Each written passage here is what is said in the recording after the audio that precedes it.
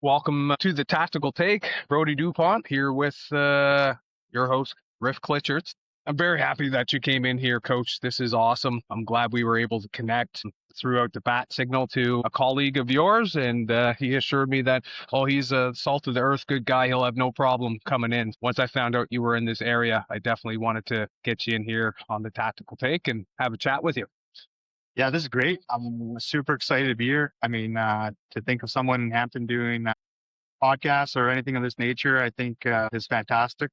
I've been watching a few of the episodes. You do a great job. So Excellent. the colleague that threw me out here, I figured it was him, but you kind of told me a little story that you met my wife as well. I did. 2 years back. I did. So Hampton, it's kind of, you're one arms away from knowing someone else, right? You're right. The world is much smaller when you're here. It's much smaller, and I do appreciate that. Excellent.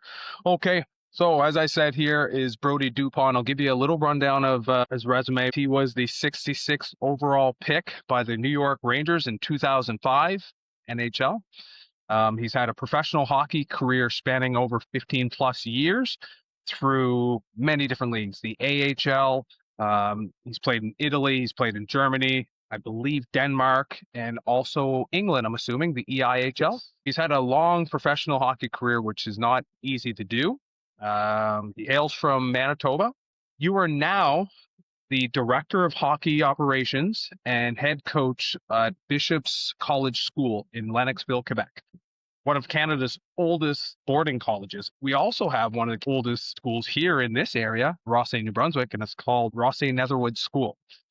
So, in speaking of our kind of mutual friend here, I'm wondering how your rivalry is with the head coach of RNS, Jeff Lewis. You have 3 straight wins over Jeff Lewis over the last year to year and a half. At what point does this friendly rivalry here stop being so friendly? You know what?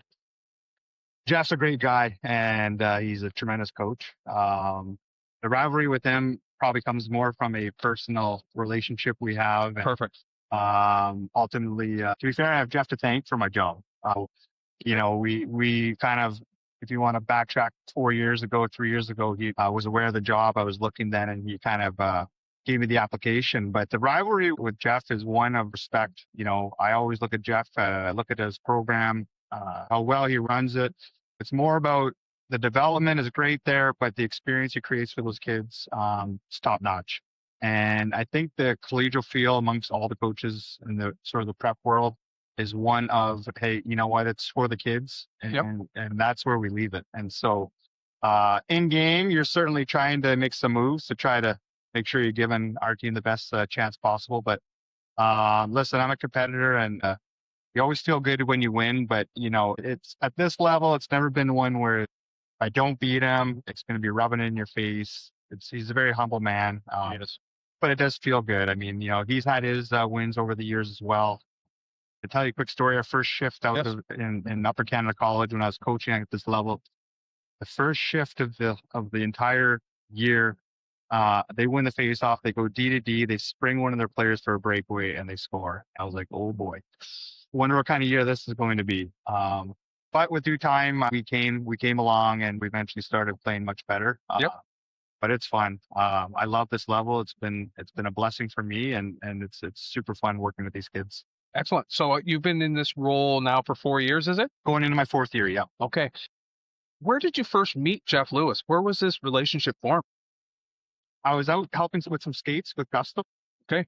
I don't rent a lot of private skates in the summer. I've come back to New Brunswick to kind of be low key. Yeah, come back to relax and enjoy yourself. Relax and enjoy the weather when you can. Enjoy the people.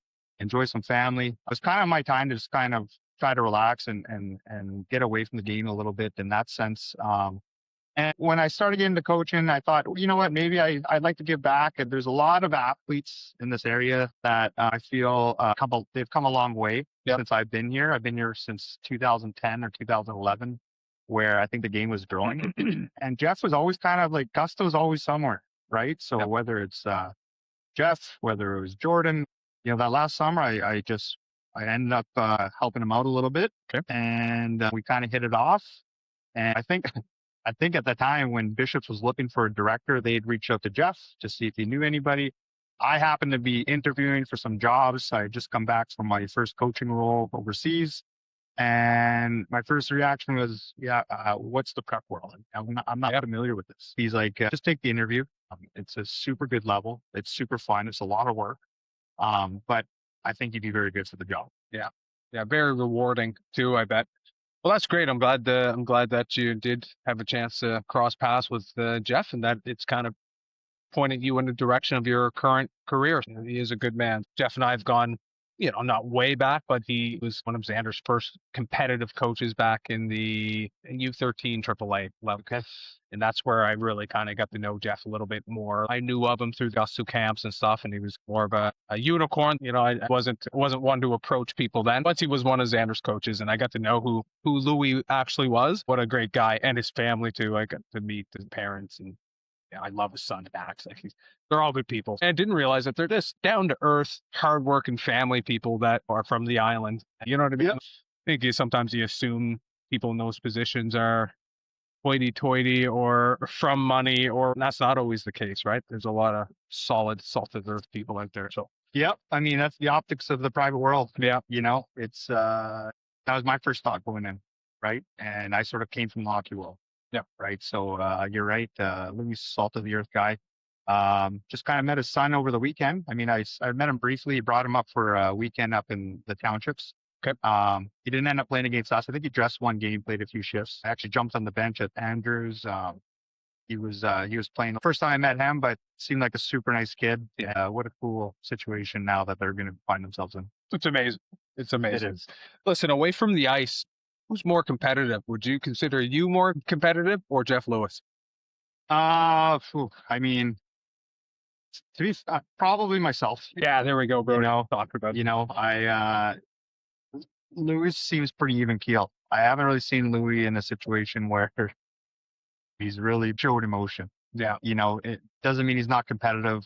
Maybe I just show it outwardly a little more at times. I just consider I am a naturally competitive guy. Yeah. I mean, I think you have to be to have done what I've done, and it's sort of in the veins. It's something that runs deep in my blood, and it's whether it's hockey or cards, it doesn't really matter. You do want to win in the end, right? It's such a trait of the 1%ers, the high level athletes. You can see these certain kids. I guess it could go either way. Like when you're uber competitive like that, you can either become a complete moron, I'll call it, or good things happen, right? Because you're so driven, right? So it's kind of this fine line of directing that energy the right way. Yep. Because if it's directed the wrong way, you can just come off as a complete, arse. But yeah, we're extremists, right? Yeah. You jump in. It's always a head first dive in the deep end. If Jeff Lewis was sitting in the hot seat right there across from me, what would he say the biggest misconception is about Bishop's College? Oh man, that's a great question. Just because I didn't come from a background where I saw a lot of the preconceived notions. Yep. Probably maybe that, like you said, it's a school where we think that we're better than other people. We have a lot of down to earth athletes and students and staff. Speaking specifically for the hockey, we have a lot of good kids that work hard and are challenged academically, and from a sports thought process, they're driven obviously athletically as well, and they're gifted, and they do all this within a structure that is similar to RNS. So we probably have a lot of the same preconceptions as RNS, right? Maybe they think we play a style that's sometimes maybe rough and tough, or I think we play hard and we play in your face, aggressive hockey. I like it. But outside of that, I don't think Jeff would have a lot of real negative to say. I think he would be typical Jeff. He'd be, I think, singing our praises and good and mentioning how good of a job we're doing. There's a mutual respect there, right? I am curious. You've been to the RNS campus, obviously. What is your campus like in Lennoxville in comparison? Is it similar in size? Is it set away into the forest a little bit? Well, Lennoxville's really, we're part of Sherbrooke. Okay. Right. So they've sort of amalgamated everything. Even though we have the title Lennoxville, when we write our address, it's Sherbrooke. Okay. 20 minutes, we're into the city. Similar to RNS, we're not far from amenities like that. They can get on St. John, you're there. Our campus is quite small. We have 250 students on a high year. We're connected. It's one building. It's like a big U. There's a big quad in the middle. Yep. Where all the kids basically hang out on the nice days. So you can essentially get from the science room or the administrative offices or the dining hall all the way to the athletic building into our arena without going outside. Oh, that's beauty. So whereas like the RNS campus, there's some separate buildings. Yep. Obviously there's some new buildings there. We're a brick and mortar too, so it's old. We have a couple new buildings, but similar in that feel. Yeah. But different in terms of the layout. But we are also on a 250-acre campus. Okay. We have fields, we have tennis courts, we have squash courts, we have a hockey arena. I mean, you name it, we have it. Does your program or your school also have all the other kind of extracurricular competitive activities like the rugby? Rugby's huge down at RNS. They do the rugby fest. I played in it back in the day. It's fun, and they have all the pitches going, and it's quite the tournament. Do you guys have something like that? Yeah, so we're a sports school for the hockey players. Okay. To be fair, a lot of the teachers are excited when the hockey season ends. They get access to a lot of the best athletes. And so whether it be the rugby coach or the track coach, this year a lot of my kids went to golf. Yeah. The Europeans, a lot of them went to wiffle ball. Okay. Right. So that was a new sport. Competitive wiffle ball. Well, the competitive side, I don't know how many games they got into, but they were looking for something different. That is different. I play that at the cottage. Right. So they got into, when they told me that, my eyes kind of got big too. I'm like, wiffle ball? Yeah. But rugby's fun. We typically come down to the rugby fest with our school. All right. It's really kind of a race. It's a spring season. It starts straight after the March break. Ours is different than RNS. It's at the end of March. Basically April, May, and it's a spring. Okay. So most of my guys, like I said, play golf. A lot of years they like to go into maybe track. They can stay in shape that way. They do their conditioning through the track. But rugby, that was a popular one when I first got there. A lot of the kids get nervous with injuries. Yeah, and rightfully so. But I like the multi-athlete kids. Anytime they get in something where they're pushing their agility and moving different fibers and firing different muscles. Yeah. I'm a big fan. So I love when they go into lacrosse or rugby, those type of sports. Is there a lacrosse program there too? There's a lacrosse program. Again, it's a shortened season. We've just launched an elite basketball female program. So that's going to be firing up this season. So that will be actively going out and getting athletes for that. Nice. All right. I'm going to take you back to you a little bit.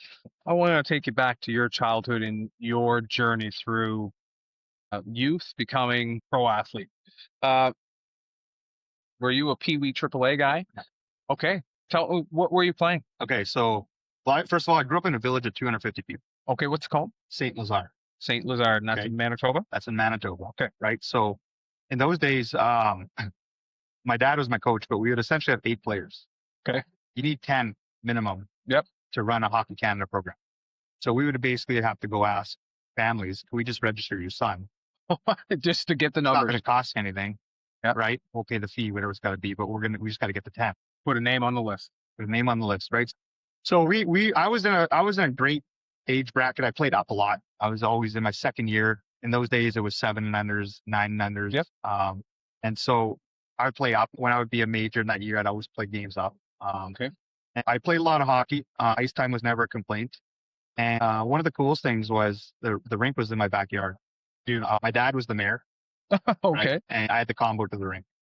So it was a combo look. So you were in there just on your own time. I would go open up the rink myself, call my buddies, fire the breakers on, get the lights going. What a cool time that was. And we would just go. Yeah. And go and go and go. That was one benefit of being in a small town. So the reality is we just didn't have the numbers to do AAA. Every small community had their team. We did that. One cool thing was when I was in 7 unders, our little hometown won every single age bracket all the way up to Bantam. Okay. So we won every league title the whole way up. That's special. And so I just got back from my hometown. I took a picture in front of the banners that are still in the arena. And my dad still raves about it. It's awesome. Excellent. Is he still there? Yeah, my mom and dad still live there. My brother lives 20 minutes away on the Saskatchewan border. Okay. So he lives in a town called Rocanville. He's a heavy-duty mechanic at a potash mine. My oldest sister lives in Russell, Manitoba, half hour to the north. Yep. She's a school teacher there with her husband and 4 kids. My brother has 2 girls with his wife in Rocanville. My other sister's a dietitian. She lives in Brandon with her partner there, Charles. They're doing their thing there. So blue collar family. I like it. Everyone's hard working. That small town story that you're telling me, man, that feels good.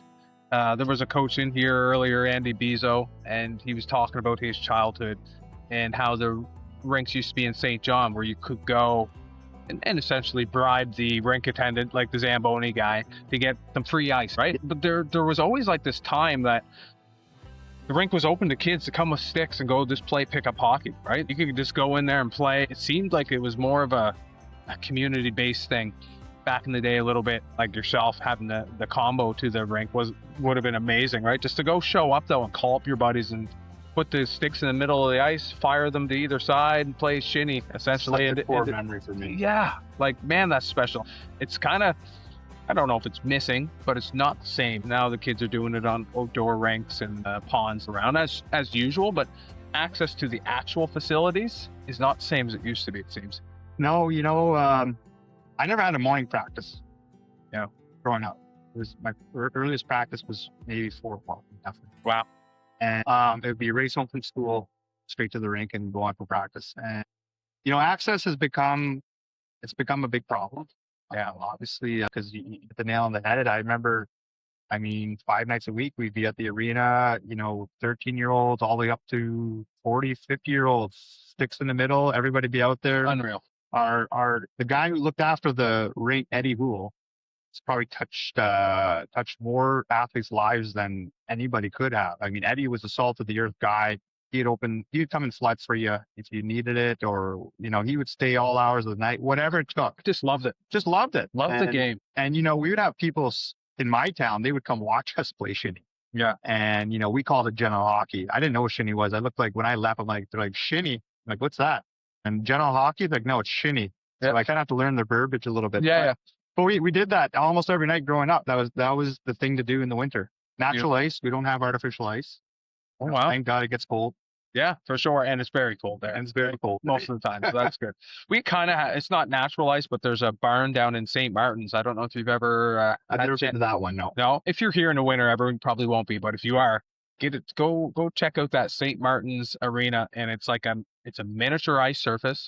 I feel like it's 3/4 of the size of a NHL size rink, kind of something like that. And it is the coldest arena I've ever been in. It's just got this big box hanging in the corner, and I think it's an air conditioner that's just firing out cold air the whole time. Yeah, it's like a big ice box, and then they have a seating area for the parents that's actually boxed in with plexiglass, and they have a little heater in there, so you can sit in the hot box area and then watch the kids play. It is the coolest feel. When you go in there, it actually feels like that early 80s, 90s type feel. It is a good experience if you ever get a chance to check that out. And the smell. Yeah, there's a smell to these arenas. Yep. Whether it be burger and fries or just smell of sweaty hockey equipment, and it's and these people at the canteen down there, they're old folks from the village of St. Martin's, and they run the whole thing, right? The Zamboni driver to the canteen people, they got hot dogs going, and it is amazing down there. It's kind of fun.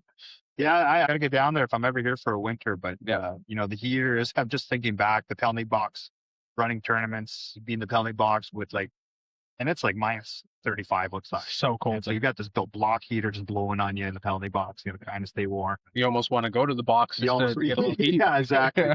2 minutes of heat. Okay, so I got your younger years. U15. Are you still in the same community? Yep. Yeah, okay, and it's still not AAA? So still not AAA. So out west, they do the Bantam draft a year earlier. Okay. So here, for example, it was the 2010s this year. Yeah. Out west is 2011s. Okay. So you win your Bantam year. My first year Bantam, I played for our local team again. Is that the Yellowhead Chiefs? No, that's U18. That's after. That would have been U18. So I made that, and then I made the step the year after to the Yellowhead Chiefs. And so that I played there as an underage. Okay. Had an okay season. Then after that, I made the step to junior A. Okay. There was no really prep options or academy options. And so I got cut from the Calgary Hitmen. Okay. And basically went back back WHL, right? with WHL. And then I was signed with the junior A team in the Manitoba Junior Hockey League as a 16-year-old. It was an interesting path. Eventually, I would go to summer hockey and play with the city kids, and I could see I can compete with them. We could never really play them in the winter because they would just smoke us. Yeah. Their depth would be way, way more. Right. So you can't be a one-man show. As much as I tried to be, there were some games when I was younger, to be fair, I played the whole game. Yeah. when I was super young, my break, I'd go net. So I would go get the goalie stick. I would go take a few reps and then I would come back out. Okay, I'm good to go. Okay. But yeah, so once we progressed back up, I did my bantam year and then I got the AAA. So I only really did 1 year of AAA. Okay, so you did 1 year U15 and then basically went right into U18? Yeah, my 15-year-old year. Okay, 15-year-old year. Okay, so you spent 1 year with the Yellowhead Chiefs then, 1 right? year, yes. And then from there, you do find your, so are you drafted to the WHL from that Yellowhead Chiefs team? So my draft year would have been the bantam year before. So you did get drafted? No, I went undrafted. Went undrafted. Yeah, okay. Tell me about that. That was a heartbreaker. I mean, I feel for my kids now that have eyes on it. Small town kid, they didn't know where to measure me. I mean, it's funny, like, I don't know all my stats, but I know that year I scored 108 goals. I was by far the leading scorer. Thought I'd be taken late and ended up not going, watching with the dial-up modem probably in those days. I was trying to watch the list come out and I just didn't end up going. The first feeling was just utter disappointment. And then you look to in those days, Jerome McGinley didn't get drafted early, So right then, I sulked for probably a week. Yep. And then it was like, okay, if they're not going to take me, then I'm going to prove that I belong. I love it. And I just got to work. And so I remember maybe a week later, I received all these invites, which just lifted my spirits. Probably got 20 to 25 invites. So your first question is like, I get all these invites. Why am I not getting drafted? The cool thing about that, now I get to go through their depth charts, sort of say, where's a good situation for me? So my first thought was Spokane, Washington. Okay. Part of it was like, geez, I want to go experience the U.S. I want to get, and it's like, you're not going that far. Yeah. Right. So we ended up in those days. I don't know if you had a bulletin board. Oh yeah. So we had to handwrite out the registration, and I got the letter on the bulletin board. It's going out in the mail next day. The Regina Pats. So I went to Regina's camp that evening. The only scout called me personally from Calgary. Yep. Not sure why they didn't take you. I'm so pissed off. Yada yada. Yeah. And I really want you to come, Brodie. So Calgary, I got some family. It's 1,000 kilometers away. Obviously, it's a big city for me. But what do you think, Mom and Dad? Are like, yeah, we can do that. Let's do that. So off I went. The decision to Calgary was there. I went to camp. They listed me almost immediately out of camp. Okay. Perfect. So then, you took the hard road. You took a little different path and never gave up on yourself. You just put your nose down and grind it your way. You did take the initiative to reach out to teams on your own. Is that correct? Nope. They were coming to me at that point. To be fair, unless my dad did. Yeah. Which he may have. Yeah, could have. He may have. I mean, I always wonder, is that the right move? Like, I don't know. In fairness, it's never a bad move. You just don't get in their face. Yeah. Just, hey, here's my boy. What do you guys got? Yeah. But I don't know if you ever did or not. The letters came in. And the next thing you know, you're at training camp. That's all that matters. That's all that mattered. Yeah, I was at training camp. Yeah. Okay, so you find yourself working through the junior programs. You're playing WHL. You're playing Junior A. You get drafted. The NHL, I got drafted. So what happened was I went to Calgary. I got cut. So they're like, you're going to go back. We want you to go play in Swan River. I was already signed with them. Swan River's in the Manitoba Junior Hockey League. Yes. Okay. To be fair, my AAA year was miserable. Okay. I played as an underage. I didn't get played. I was on the fourth line. But why am I here as an underage? Yeah. If you're not going to develop it? And it was a really hard year. It's the first time in my career, I think I scored less than 10 goals. I was like, what is happening? Yeah. Then I go to Junior A, and the coach was basically like, I'm taking you as a 16-year-old. I'm going to put you in the right situations for you. Okay. So next thing you know, I'm playing. He's working with me. We're doing stuff before practice, after practice. Nice. He's taking the time, and I'm putting in the reps. And I get a call to come up and play with Calgary as an affiliate, which was a mighty big decision in those days because I was actually doing quite well as a 16-year-old. Scored 25 goals as a 16-year-old. Okay. And now I'm speaking to universities, which was never a path in my mind. Yeah. Okay. For whatever reason, I always thought WHL, that's my goal. Probably because the players that went before me, I thought that was super cool. We used to take our school when there was a player who was older than me. He would come to Brandon to play. It would be a school field trip. How awesome is that? Eh? I was always thinking, how cool is this? Yeah. A whole school trip to go watch you. Right. So that was kind of, I don't know, my mentality was I wanted to get there. So I had a great year. And then they're like, do you want to come up for a couple games? Geez, my whole eligibility is going to be gone. Yeah. If I do this. That's a big decision. So we got Calgary to commit to a contract for us to come up and that they were going to take me the following year. So I knew going in my second training camp, obviously it was my spot to lose. I kind of got ripped on a little bit from my GM because he called me in those days. I was working on the railway Okay. in Fort McMurray, Yes, sir. and I'm training to go my second WHL camp, and I'm trying to make a bit of pocket money. And so he calls me. He's like, "What are you doing?" I was like, "Yeah, I'm in Conklin in this like camp, like in this like dry camp. I'm in an encampment working right now, coach." And he's like, "What?" He's like, "Where are you training?" I was like, "Yeah, I'm running after practice or after work. I'm going for runs." And he was kind of like, "Geez, man, I don't know. You gotta get your priorities in order." Yeah. And I'm thinking like, "Geez, I want a little bit of pocket money here." Yeah. And anyways, long story short, it was never for me. The railway, my uncle still does it. I was grateful for the job, but I just remember tightening those bolts. And I was like, "Oh man, I better make something with this hockey because I'll tell you what, this is a tougher way to earn a living." Yeah, you're right on that. I came back home, trained, and made Calgary out of camp. Had a very slow start. Took me 26 games to score my first goal. Okay. Had 2 goals going into Christmas, and it was my NHL draft year. And I ended with, I believe, 12 goals in the regular season, and then I had a big playoff. So we had 10 games, I had 12 points in playoffs. I just exploded kind of offensively. Yep. And kind of put my name on the map. And your name was probably already on the map a bit in regards, because obviously you were doing, just as a hockey dad, and from what I hear from talking to different scouts and coaches, it's not always just about the points all the time, right? There's obviously stuff that you were doing away from the puck. I think from what I read and looking at some of your stuff, you're a bit of a dog.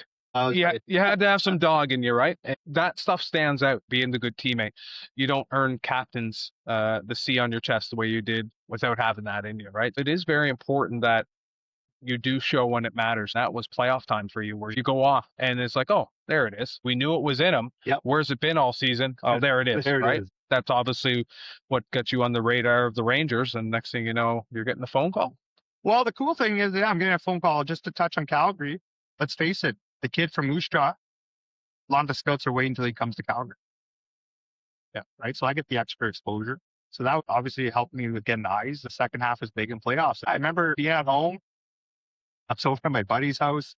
He had the big satellite dish. The old school. The old school satellite dish, and he had the NHL network. I didn't have that at my house. So once the first round was over, all we have in my hometown were landlines. Yeah. If I go back to my hometown today, there's no cell reception. Wow. Okay. It's amazing to think that's still a thing. So the first round's over. I'm like, well, how am I going to know if I get drafted? My buddy's like, I got the NHL network. Yeah. So we're literally at his house, just shooting the breeze, and you're seeing the names go up on the board behind. And then next thing you know, it's like, geez, is that your name? I think that's your name. You guys we freaked out. Yeah. Now they're trying to get a hold of me. Yeah. Right? They can't. They can't get a hold of me. Right. Yeah. So finally I get back to my house, and I get a call. And welcome to the New York Rangers. Super excited to have you. And next thing you know, you're on a flight.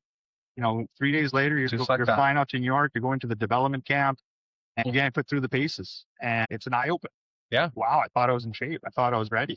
Yeah. And for me, it was like, you're middle of the pack here. Okay. And so it was hard.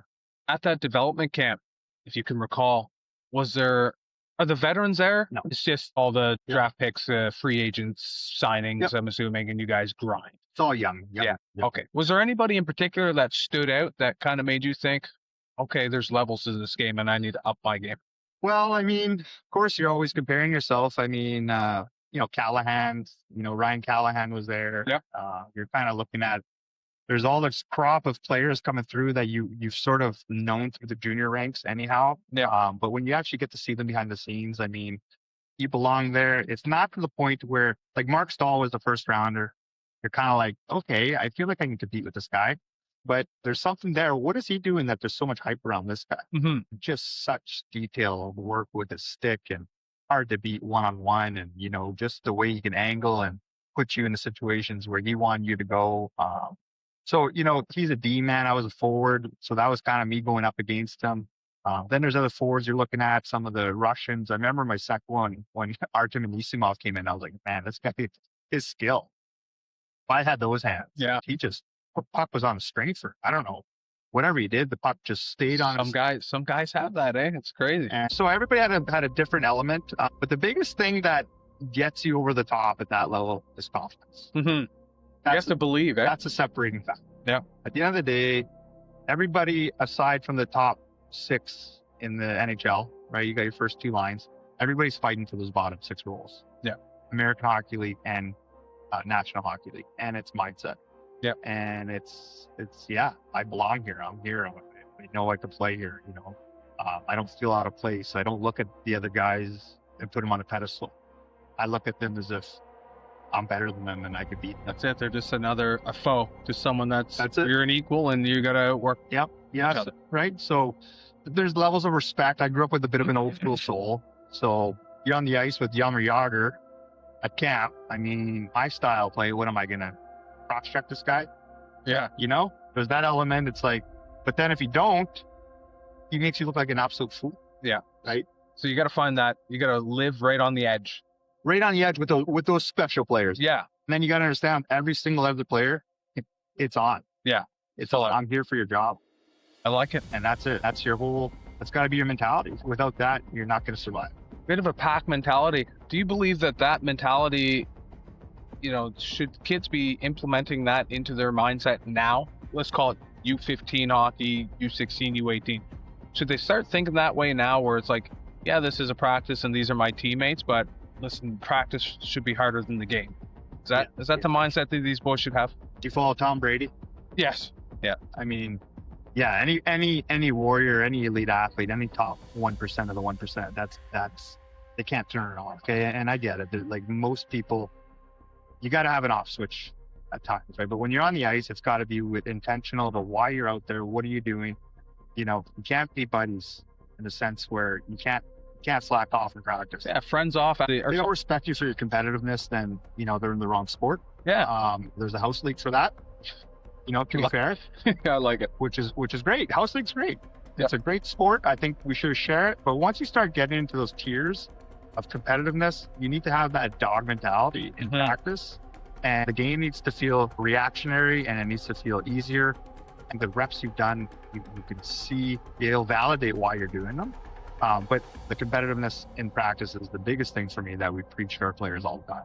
I like it, Brodie. I can see the dog in you from here. When you're speaking and you're starting to talk about these things, I can see the passion starting to come out of you, man.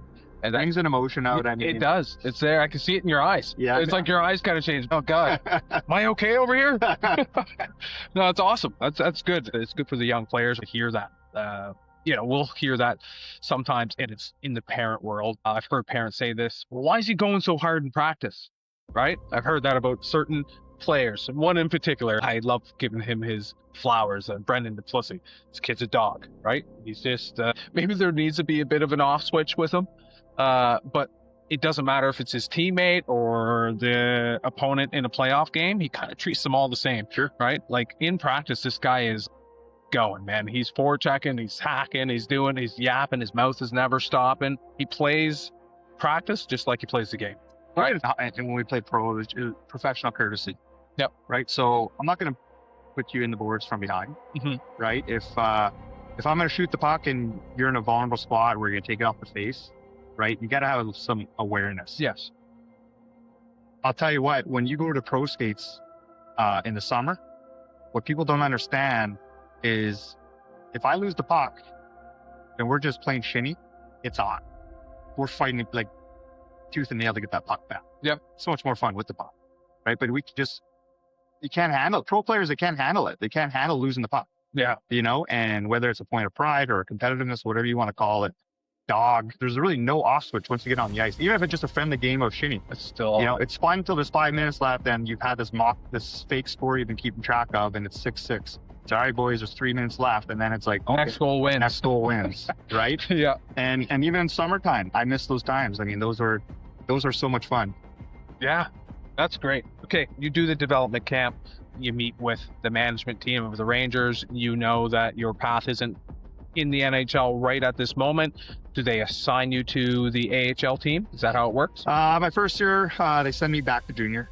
So for my 19-year-old year, I was really fortunate, if I may just back up my first for sure. Year. It was the lockout year. Okay. Playing in Calgary, no NHL hockey. We're 19,000 a night. Wow. Sold out Saturday. Beautiful. Ryan Getzlaff, Andrew Ladd. You know, we had Jeff Schultz, Carl Alsner. Pushkarev was another guy that played some pro hockey. Myself, Ryan White played with the Canadians. Yeah. Justin Fogarty was At one point, he was Team Canada's goalie, was going to be a big savior of the Leafs. So we had, I think, 11 kids from that team go pro. Okay. It was a high level of talent. So my second year when we came back, all those players had left. Some would say, well, the league dropped off. I would disagree. I think everybody's going to fill that hole once it's gone. That meant more opportunity for me, right? Yep. And that's really after the playoff I had, after the development camp, eyes open, coming back to camp. I go to training camp. Right now you're there. I go to rookie camp. I don't even get by rookie camp. And I'm like, holy crap, what's going on here? So then I go back. I think I'm working hard. I had great coaches in Calgary. I had Kelly Kissel. Not sure if you remember him, but played in the NHL. Okay, wow. I had Dean Evison, right? He was coaching with the Blue Jackets. Okay. His most recent job, he's the head coach there. I had Dave Lowry. He was a head coach in the NHL now. He was most recently, I believe, with Seattle or Winnipeg as an assistant coach. I had Joel Otto would come on the ice. A lot of big names. A lot of big names. I remember coming back to my first camp and, I thought practice ended and blew the whistle. We stretched and I was a bit tired from my flight. And usually we do some extra reps, kind of informal. Yep. So I'm like, you know what? I'm going to go get the showers. Pretty tired. And I remember my coach coming in and just ripping. Yeah. What are you doing in What are here? you doing? You too good? You too good to be out here now? Yeah. Kind of like, and it's kind of funny. I read a book once about Every Moment Matters. You ever read that book? No, I have not. So it's a book from a coach's perspective that you don't get to choose what your athlete will keep with them forever. It could be positive or negative. It could be one word, one sentence. So you always got to be conscious of what you're saying to them. And that stuck with me. Yes. And I was like, is he questioning my character? Yeah. 100%. Yes, sir. And I was flustered. I was like, I'll go back out. He's like, nope, stay off. Oh, that's almost even worse now. Now it's eating at you. Well, now I just go home and I'm like, what is happening? That was basically the last time I ever left after the whistle. Yeah. Well, there you go. Learning core memory right there. Core memory. And so, it was just an eye opener, and he'd been there and he knew what it took, and he saw something in me, and, he really was putting me in situations, and I know he was vouching for me behind the scenes, probably elevated my draft status as well. Yeah. And, so I really wanted to work for him, and I wanted to do for myself as well and my family. And so, you know what? The last thing I'm going to let get in my way is something I can control. For sure. Yeah, that's kind of was the first year. Second year, I go back, I make main camp. You got guys like Yami Yager there. I'm on his line for one period, right? He probably said, get this clown off my line. I mean, all I was thinking was get him the puck. Yep. Which is such the wrong mentality. Okay. You play the game. Play your game. Okay. Play your game, right? And because then you're forcing stuff, you're making these passes you don't normally make, and, it's getting turned over, or you're putting them in a bad spot, or, the play's not there. Yeah. Might be Jimmy over here is wide open. Something So stupid. play your game. That was the first thing. So I got taken off his line, and another eye opener, but I thought it went a lot better from there. I started climbing. I signed my contract after that year. Okay. That was exciting. And I went down and got reassigned then. So you find yourself in the AHL with the Wolfpack. You spent several seasons, three seasons with the Wolfpack, four seasons with the Wolfpack.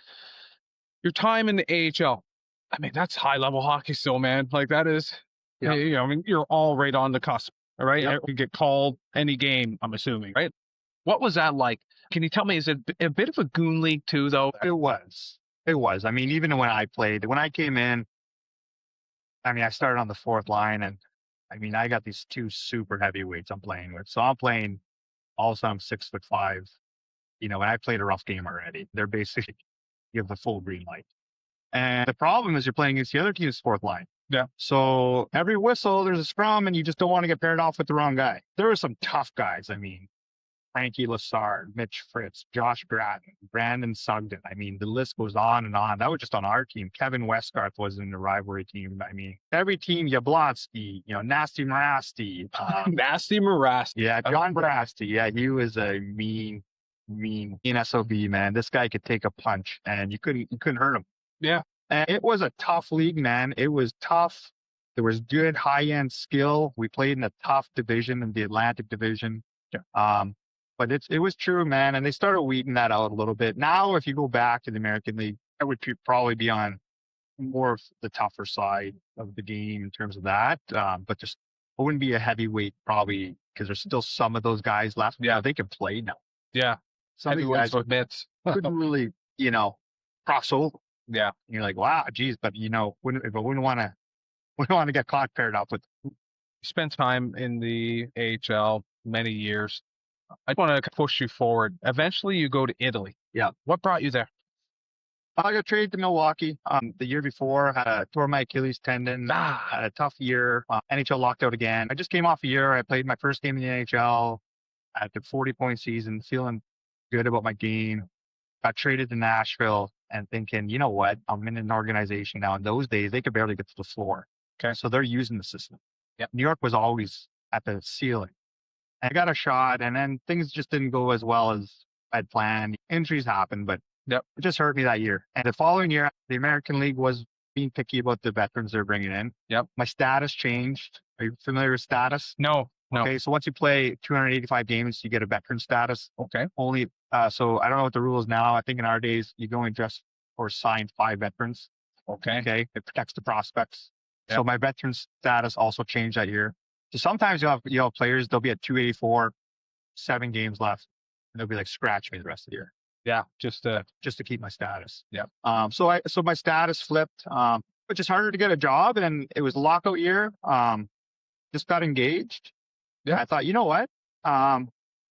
Let's just go to Europe, see what's out there. Italy seemed to, I don't know, man. It just probably a poor decision in a lot of ways. But it was kind of, they came with a contract, and I was like, you know what? I think Andrew Raycroft was there, the goalie. Justin Togi, the guy I played with in junior, he was playing on a team over there. Dramelson.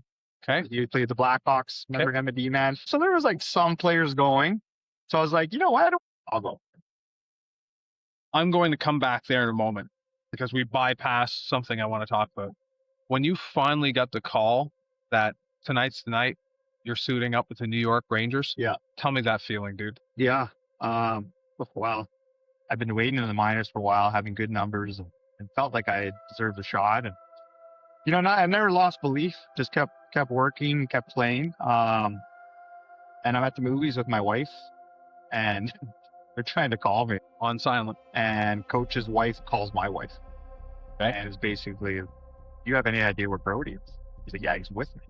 He's like, well, you need to tell him to call Ken. Okay. There's 2 things that happen when the coach is calling you that late. One of them's not good. You're either cut, fired, yeah, or...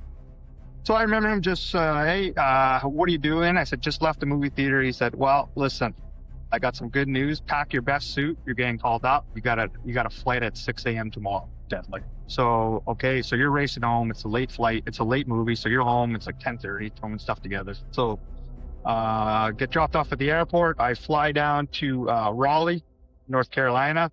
My wife drives. She drives to come watch. Wow. She's then my girlfriend. And so I get into the hotel. I'm like, this is a nice hotel is what I'm thinking. Yeah. And we come down. We're doing a pregame pre-scout. John Tortorella is the head coach. And Dick Torts. And so we do the pre-scout. I'm sitting there. He's like, all right, don't know if anybody saw Brodie Dup. We've called him up. He's up from Hartford. Some of you may know. Some of you may not know him. And he was, Brodie, welcome to the team. You're not playing tonight, but welcome. I was like, oh, okay, cool. I love it. So I'm sitting there like, well, whatever. So I go in, practice, do pregame. I do the warm-up. Yep. I do my workout after. It's like, wow, now you're on the bird. Now you're on the chartered flight. You're going down, you're flying to Atlanta, you're landing, you're getting in the bus to the Ritz-Carlton. Man, that must feel good. You're eating the meal, like, the Never Hungry League is what they call it, right? Yeah. And you got the steak, and you got the fish, and you got the chicken, and the whole wheat pasta, and the white pasta, and the what. It just never ends. Yep. So, we're getting ready for that game. I just remember him telling me you're playing tonight. So I was like, okay, I'm pretty fired up and pretty nervous. And my first shift, we just get the puck and basically get the puck, get the red line, dump it in. I'm going forward checking. I'm not turning this over, right? So it was a quick shift and get back to the bench. I'm playing with Chris Drury. Yep. Remember him? Yep. Chris, who's GM of the Rangers now. We get back and Drew's just like, I'd known Drew from all the training camps. So, and he was the captain. And he just sits down, right by the bench. He goes, how'd you feel? I said, yeah, I was a bit nervous, but I feel fine now. He's like, all right, kid. He's like, well, listen, you're officially an NHLer. Nobody can ever take that away from you. Unreal, man. You're in the books. Now let's just go play some hockey, man. Same game you've been playing your whole life. That probably took the weight right. Oh, and now, so I'm sitting there like, wow, yeah, he's right. Yep. And so we played the game. I had one shot on net. Felt like I played well. Not a lot of ice time. And then we won the game. In fairness, I feel like I should have got another shot.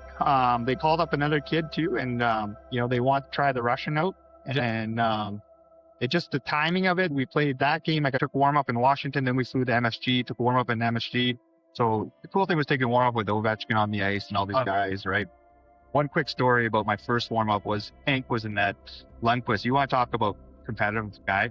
My son's that was his idol as a kid. The best guy, first of all, so great idol to have. Yeah. And hyper competitive. And I was just vibrate. I'm geez, don't hit him in the head, Brodie. Yeah. First shot, Keep it low. 3-lane shooting. Of course, the puck rolls up on me. I whistle it by his head. He just stops. The warm up stops. And he just gives me the death stare. Yeah. Okay, I'm not even playing today. I'm just gonna go skate at the red line. Yeah, I blew it. But hyper cool guy. And these guys were all good to me. Kind of fast forward, we ended up back at MSG. Then the All-Star break hit, and so a couple of us who were called up, we all got sent down. Here's your cup of coffee, and here's your game sheet, and out you go. I wouldn't trade it for the world. Oh man, hey, you made it, dude. You made it. So they're in the books. Cool. And so if you ever go to Toronto, you can find my name there. That is so cool. What an experience. I like the cool stories that you're telling me about are the stuff that's not even part of the game. It's the warm-ups at the MSG and ripping a puck by Hank's head. Yeah. And that's all stuff that is their core memories to you. And some of those players, they probably don't even realize, right? But that's locked in for you. That's huge, man. Kudos to you for making it that far. You earned it. You worked your way there, and I'm glad. I appreciate that. Sitting down with you now here, it's kind of nice I love to see people be humanized. This kind of brought down, right? Sitting across from an NHLer right now.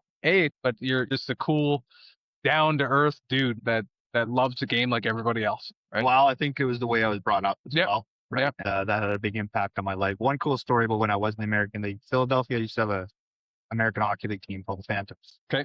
We're in town. Rangers, Tom Rennie's coaching. The Rangers are playing the Flyers, and we're playing the Phantoms. And the night before, the whole organization's in town, and we all go out for dinner. We end up at the same restaurant as a lot of the Rangers. The cool thing about there is you're interacting a lot with them. You know. So we end up at this restaurant. Gomez is there. Scotty Gomez. Yeah. All the big dogs are there. So word got out. The Rangers are in the restaurant, right? So they got their table here. We got our table here. Yeah. And so they sort of got confused on which table was the Rangers. Yeah. So all the free appetizers just started flowing at our table. Beautiful. Right. And we're just keep them coming. Yeah. And Gomez and all, they're just howling, right? They think this is the greatest thing ever. And they're like, yeah, that's them. Get them over there. So super spoiled that night. But that was kind of those guys. A lot of those guys are just super salt earth guys, right? He's from Alaska. Think about that. Chris Drury, we would go play in Bridgeport. And in the American Hockey League, the way you get post-game meals, you arrive at the arena, the menu on the table, you have per diem, and you write down what you want. Yep. You put your per diem in plus $2. Okay. That's how you order it. So when we go to Bridgeport, Chris Drury has a pizza joint not far from there. We'd arrive, and the coach would be like, hey, Drew just called. Pizza's on him tonight. He's sending it for the team. Nice. So super, probably low cost for him, highly thought of. Yeah. He's playing. He's an active player at this point. He's the captain of the Rangers, and he's just thinking of us kind of scrubs down here in the minors. That's part of being a leader, I think, right? Yeah. That's a captain move. That was a captain move. That's a captain move right there, right? He's struggling a little bit, I know. But that guy to me was the definition of a leader. And so he was super fun to be around. I think he got a kick out of some of us. We were goose at times. Yep. He just loved it. And that was a lot of fun. Yeah. And then I feel like you probably took some of his leadership qualities that you noticed and added it to your own game as you. Yeah, we all do. I think that's how you grow. Yeah. I mean, I like to watch. I do like to mimic good behavior. Yep. Why is that guy doing so well? A lot of people feel like they should be somewhere. Yeah. And in fact, there's things that are missing. It's not just obvious. You have to watch. Right, they say champions are grown in the dark. Right, it's what you're doing away from the broad street lights. What are you doing when nobody's watching? That's kind of Drury's mindset. Is what is he doing away from there that we're not seeing? Yeah, The Kobe Bryant effect, right? For sure. That right there is a tactical take by Brodie Dup. That's a beauty. You're right. Right. What are you doing away from the game when no one's watching? It's very important. So all you young people out there listening, take that message to heart. What are you doing outside of the bright lights? That's great. Okay, we can jump back to Italy. You go there with your then girlfriend, now wife. Great time, must have been like this kind of pasta and beautiful landscape. And We're in northern Italy, no doubt. Italy is a place I would go back and visit. I would never go back and work. okay, All right. So what was it about it that you didn't like? it's hard to get paid. Okay, They're just like, hey, where's my money? The first word you would learn is domani. yeah. Where's the money? Domani, Brodie. Domani, Brodie. What do you mean domani? Tomorrow. Come in tomorrow. Yeah. And so that was the hard part, was just getting paid. That's annoying. I mean, we're essentially sitting in the finals. Yeah. Almost about the boycott. Waiting for money. Yeah, that's not cool. Right. So that was the challenge. But you want to go to culture and just people, and we're in a small neighborhood of 3,000 people. Everything about that country was good. We had one sour experience that kind of ruined a lot of the stuff in that town for myself and my wife on a long form podcast. So my wife had a stalker. Okay. Okay. And we lived on the bottom level right by the arena of an apartment building with a little garden in the back. And of course, it's a town of 3,000 people. We're the only show in town. We filled the rink. I mean, that was awesome.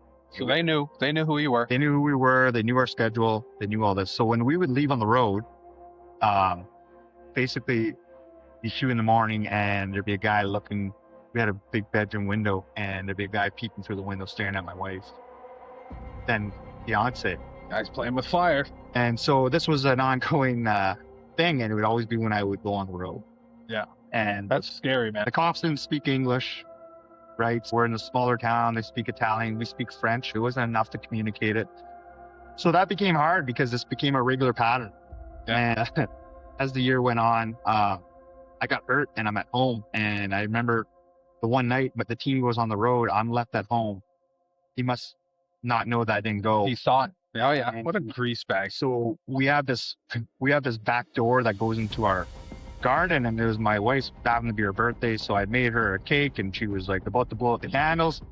And if you're looking at it, it was one of those things where it was a door and then a window, and it was kind of like one of those things at 1:30 in the morning where it's kind of like The half face. the pure Yeah. a horror movie. And she's like, Brodie, There he is. that's the bleeping guy. And it's not a deadbolt. It's like those long keys Yeah. from the inside. So I go and I'm like flipping over. I got a cracked rib. I got a broken toe, and it's middle of winter. And so Kayleen, I shouldn't even tell this on, Oh, I love it. but I'm gonna tell it anyways. I can. So Kayleen's like, she's like, here, she's like, take this. So she hands me this knife. I was like, what? She's like, you don't know who that is? So I ripped the door open. Now I'm running, popping fences, like, my rib. And I'm like, My rib, my toes. So I'm thinking, so now I'm standing in the middle of the street. I lost this guy. You got this professional athlete. This guy just outran me, right? And so Yeah. he ran up the wall. He kind of went around the rock wall. I just kind of lost him. And I'm standing in the middle of the street, and I'm thinking, geez, they're probably thinking this DuPont character's lost his mind. Yeah. Standing in the middle. I got no tarp on, middle of winter, Butcher knife. butcher knife, right? I'm just sitting there like, Unreal, man. and I'm sitting there like, what do I need this for? That made it hard. And I guess in the end, I'm having dinner with my captain at the end of the year, and he goes, we did find out who it was, and it was who your wife thought it was. We didn't want to say anything to you. We weren't sure how you'd react and what you would do to him. Yeah. So it turns out, this guy's got a past history, sexually abused as a kid, lived a little bit in a halfway house for a little while, and his job, he dug graves for the town. Oh my God, man. It couldn't be any more creepy. Right? So this became a highly stressful year because every time we go on the road. So we essentially, Kayleen's like, I'm not moving. Like, hey, like we should just move. Yeah. I'm not moving. That's where I would have been with it too, right? And so we dealt with it, and we just sort of, when the season ended, we just kind of jetted out of there. So but Buddy was never held accountable. he was never held accountable. there was never really anything that we wanted to prove. You know, we couldn't prove it, and it was just like, we're out of there now. We're not going back. Yeah. It is what it is. Scary situation. So that made it for a tough year. But aside from that, all the other people in town, amazing. This culture's relaxed, man. Yeah. Like weird hours. You go to like the bank, they're closed from like 11 to like 2:40. Is there a siesta? Is that a real thing? That's a real thing. That's over there? So that was where we were. And they're like, sleep time, everyone take a break. So you couldn't go anywhere. Well, if you don't have groceries, so we'd get out of practice, it'd be siesta. If you come home from practice and your fridge wasn't stocked, too bad. It's too bad. Siesta. Unreal. So, they're drinking wine and they're like, they would always know, hey, ciao, Brodie, how are you? Oh, team's doing so good, and super kind people. And so that part of it, the arena part of it, I mean, we had a blast. Yeah. So all that being said, we still have very fond memories. I mean, traveling, going to Milan, going to the Nice. Nice wasn't far away from us. You're in Monaco, swimming in the Mediterranean. Lots of cool memories still with that story. We'd go back and visit. Wow. Yeah. That's great. Netflix story. Yeah, that does not sound like a good time at all. We have so many stories, man. I'm sorry you had to go through that in Italy. I'm glad that it didn't turn out to be worse. That just sounds like a Netflix serial killer murder story waiting to happen. Like professional athlete Brodie Dup kills man in the street, after stalker is after his wife. Like, it's this, man, that could have been bad. So I'm glad you got out of there and were able to reevaluate your life and what was next. Sure. So I believe next for you in your hockey life, you were still very active in pursuing your dream. How old are you at this point? 26. 26 years old. You're a young man, and an opportunity comes up to play in Germany. Is that called the Dell League? Yeah. I don't know what the Deutsche Eishockey Liga. The Deutsche Eishockey. You're playing in Germany. You get the call to go there. Tell me about that experience. Okay, so how I ended up in Germany, I had a buddy in Italy. He said, you got to get out of this league, Dupes. You got to get out of this league. If you're going to stay here, it's the graveyard league. Yep. To be fair, before I went to Germany, I went back to Hartford. Okay, and I'm sitting here in New Brunswick, and I don't have a contract. I had a really good relationship with Hartford. They appreciated the way I worked. I felt like I gave them everything I had, and there was sort of mutual respect. Yep. I ended up getting on the phone. My old video coach used to have he has a place up in New Brunswick. So I call Wayno, and Wayno's like, what? You don't have a contract? Hang on, I'll call you back. 10 minutes later, my old assistant coach, bench coach, calls me, Pat Bowler, and Patty's like, Brodie, what's going on? You looking for a job? Like, yeah, I got nothing, man. He's like, listen, we don't have any contracts, but we love you. Why don't you come down? We'll get you in a training camp. Yep. We're going to play 5 exhibition games. We'll get you in as many as we can. And at least we can get you some exposure, keep you going, get you into a training camp. Yep. Sure. I said, no problem. So I jumped on, going back to sort of my mindset. I was like, well, I'm going to make them keep me. Yep. And so, you know what? I don't believe that they don't have a contract. I went down there and I was ready, and I had been more seasoned for my first training camps. I was kind of the veteran coming back. Yep. And so I knew what it took. The points happened right away. That was a big part of it. But just the way I played, I was like, yeah, I'm making this team. There's no question in my mind. I love it. Sure enough, they come in and I had like 6 points in the 4 games I played. And they're like, we're going to give you a professional tryout contract. So what a professional tryout contract is, what a lot of people don't know, it's a 25-game contract. They can basically extinguish it at any point. Okay. You live in a hotel. I'm living in a Hilton across the rink, and there's a few of us on that contract. It's a tough year. I'm not a prospect anymore. I make the team, but I'm on the 4th line. I climbed my way up to the top 6 when I'd been there. It was just a tough year. We're kind of going through it. I get through my first 25 games. I'm like, well, they're probably releasing me. Mm-hmm. They re-sign me to another 25 games because that's all they can do. They can't. There's no movement on the numbers of games. Okay. So I'm sitting there, and I remember we end up celebrating Christmas. We come back down to the U.S. It was middle of January, and I'm working the lines because I want to get out of here. I'm like, this is not a good situation. It's a prospect league. Yep. And I remember I usually leave for the rink at 8 o'clock. I'm back at, I don't know, 1 o'clock, 1:30. I get back to my hotel at 11. My wife looks at me. She's like, you just got cut, didn't you? And I was like, yeah, they let me go. And, I hadn't been cut like that ever. Okay. So the paycheck stops. The next move, you don't know. We like you. We're going to give you 4 days in the hotel, brother. And figure it out. Then you need to figure out where you're going because it's on your dime after that. Yeah. Oh, typically it just you go home, pack your stuff up. You got 1 day and you're out. Yeah. We're living in this hotel. We got this little dog. We're trying to move our life forward. At this point, I'm on league minimum. Like I'm not even making money. Yeah. And so I'm sitting there thinking, now what? And then my agent calls me an hour later. And he's like, hey, Brodie. I was like, hey, how's it going? How'd you find, you heard already? And he's like, what do you mean? I was like, I just got cut. You didn't even know. And he's like, geez, I didn't know. And he's like, well, I guess timing's a good thing. I got an offer from Germany today. Okay. I said, okay, where is it? Where is it? Like, yeah, they're making a push for the playoffs. They want to sign you for the rest of the year, and then we'll see where it goes from there. Yep. Good. All right, perfect. When do I got to be there? They said tomorrow. Oh my God. I got to pack up. I got to get out. I got to drive 8 hours. I was in Hartford. I got to drive back to New Brunswick. I got to get these certificates for my dog. We're moving through the process. We got to pack up. We got to say bye. We basically peel out of there. We get back. We unload everything at my in-laws' house. Jump on a flight the next day. Get to Toronto, do the overnighter, and land at 6 a.m. Drop my wife off at the apartment. I go pick up a few eggs, drop eggs off for her. I drop my bags. The guy waits for me. I go straight to the rink. I pre-game skate. And they're like, you're in the lineup tonight. Just like that. I'm like, okay, sure. Just like that. He's at home with a empty apartment, basically, and eggs. No cell phone, no GPS. Doesn't even know how to get to the arena. I come back. I basically cook like 8 eggs. I'm starving. I crash. Yeah. So game time, one of my teammates who I met at the arena, like, I know where you're living. We'll come get you. And so they come pick me up. And my wife will come pick up your wife. It's a super cool brotherhood, man. It's like right away, everybody knows what you're going through. We play the game, come home, and just basically crash again. Get up in the morning. We got a 7-hour trip to Munich. Okay. We get up in the morning, and I'm like, I got to get cell phones. So the team manager, the team assistant takes me around, takes me to Saturn, it's called, and we get set up with our cell phones. Yep. We can't activate our cell phones because the network was down. So now she's just isolated. I'm like, all right, I'm out of here.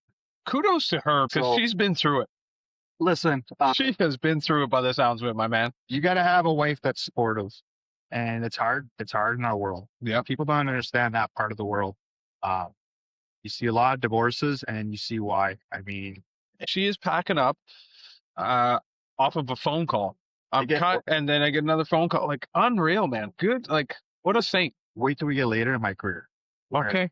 Okay, it gets Greasy. All right, continue. It gets greasy, yeah. So essentially we get down, and so then I go to Munich, finally get back, and everything kind of gets up and running. Then you're kind of in the process, and I finish up my year there.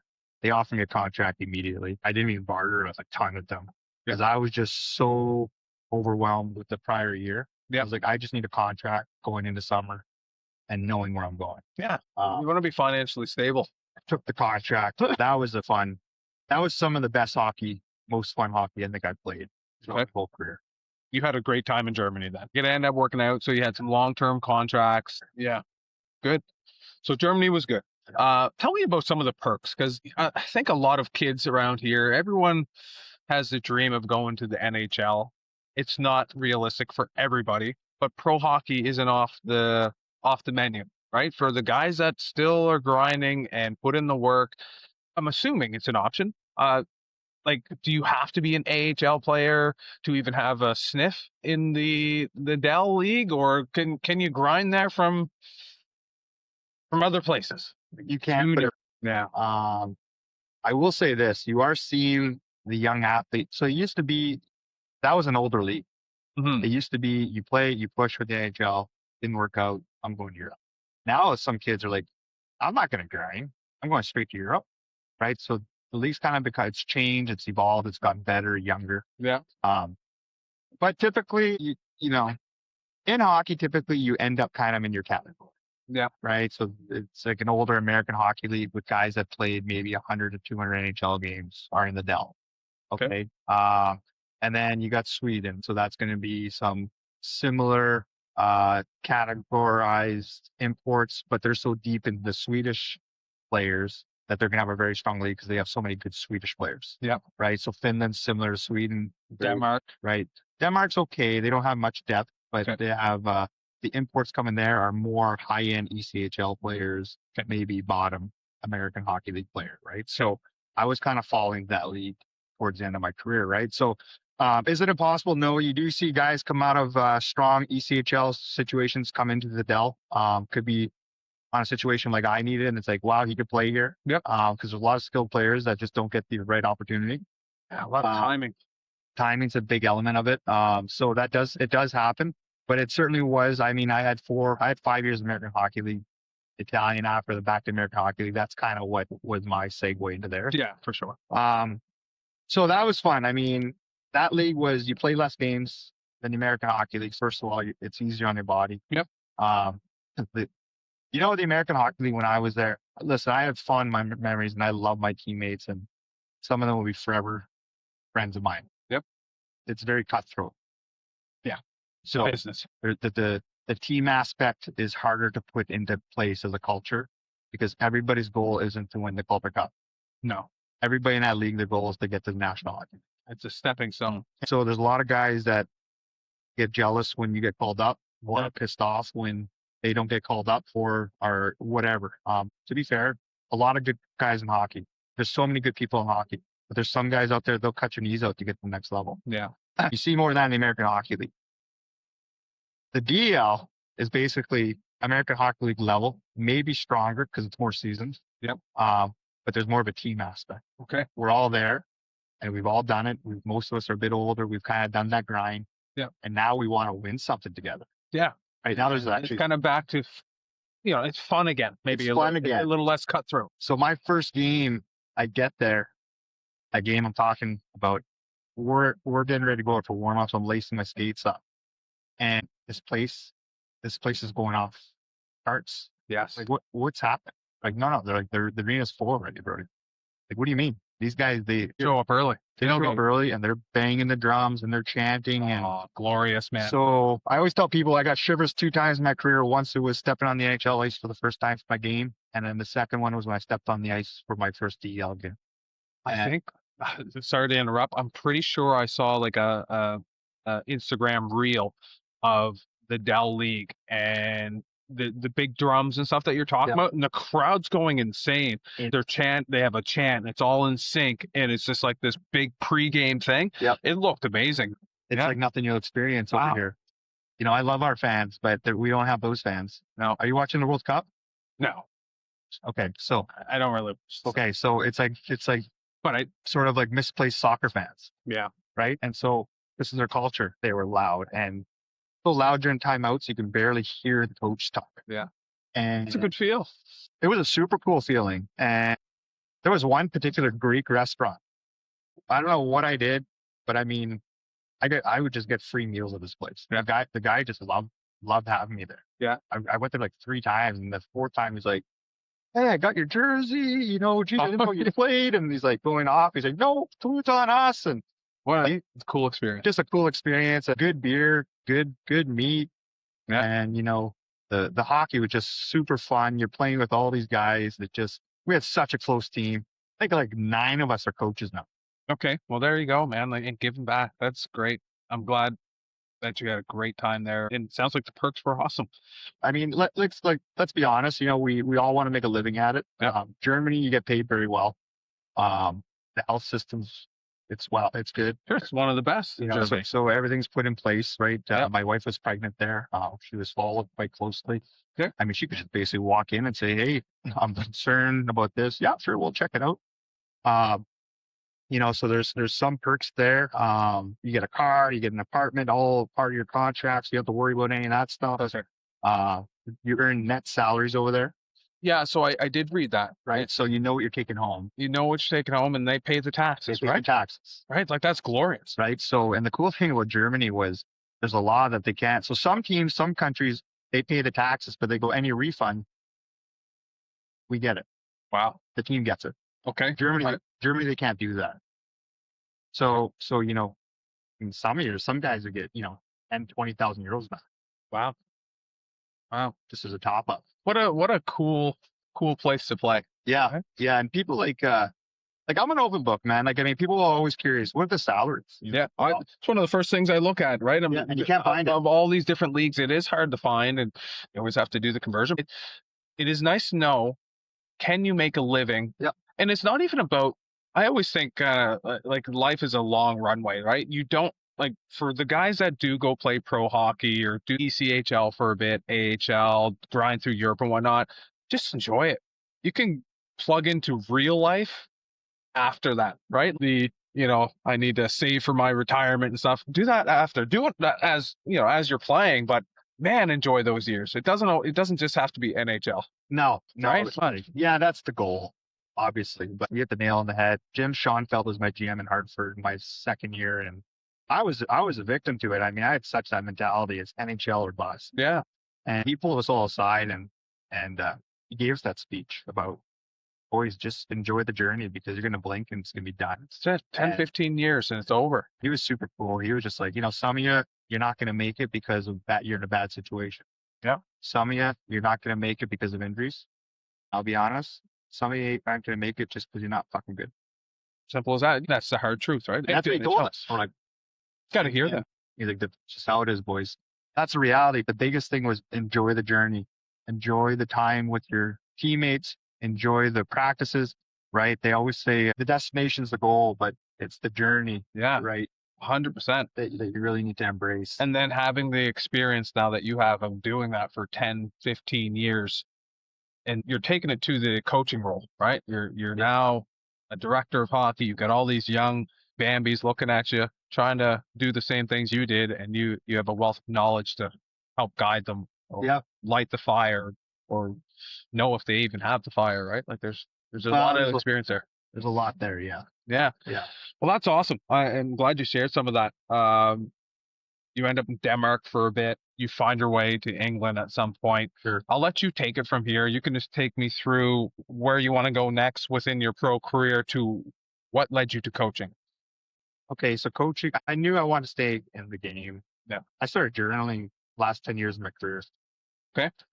Just writing down stuff I liked, didn't like. I would write down stuff coaches I liked, didn't like, whatever. It's important stuff. I had this kind of weird, if you looked at it, it looked like unorganized notes. Yeah. If you will.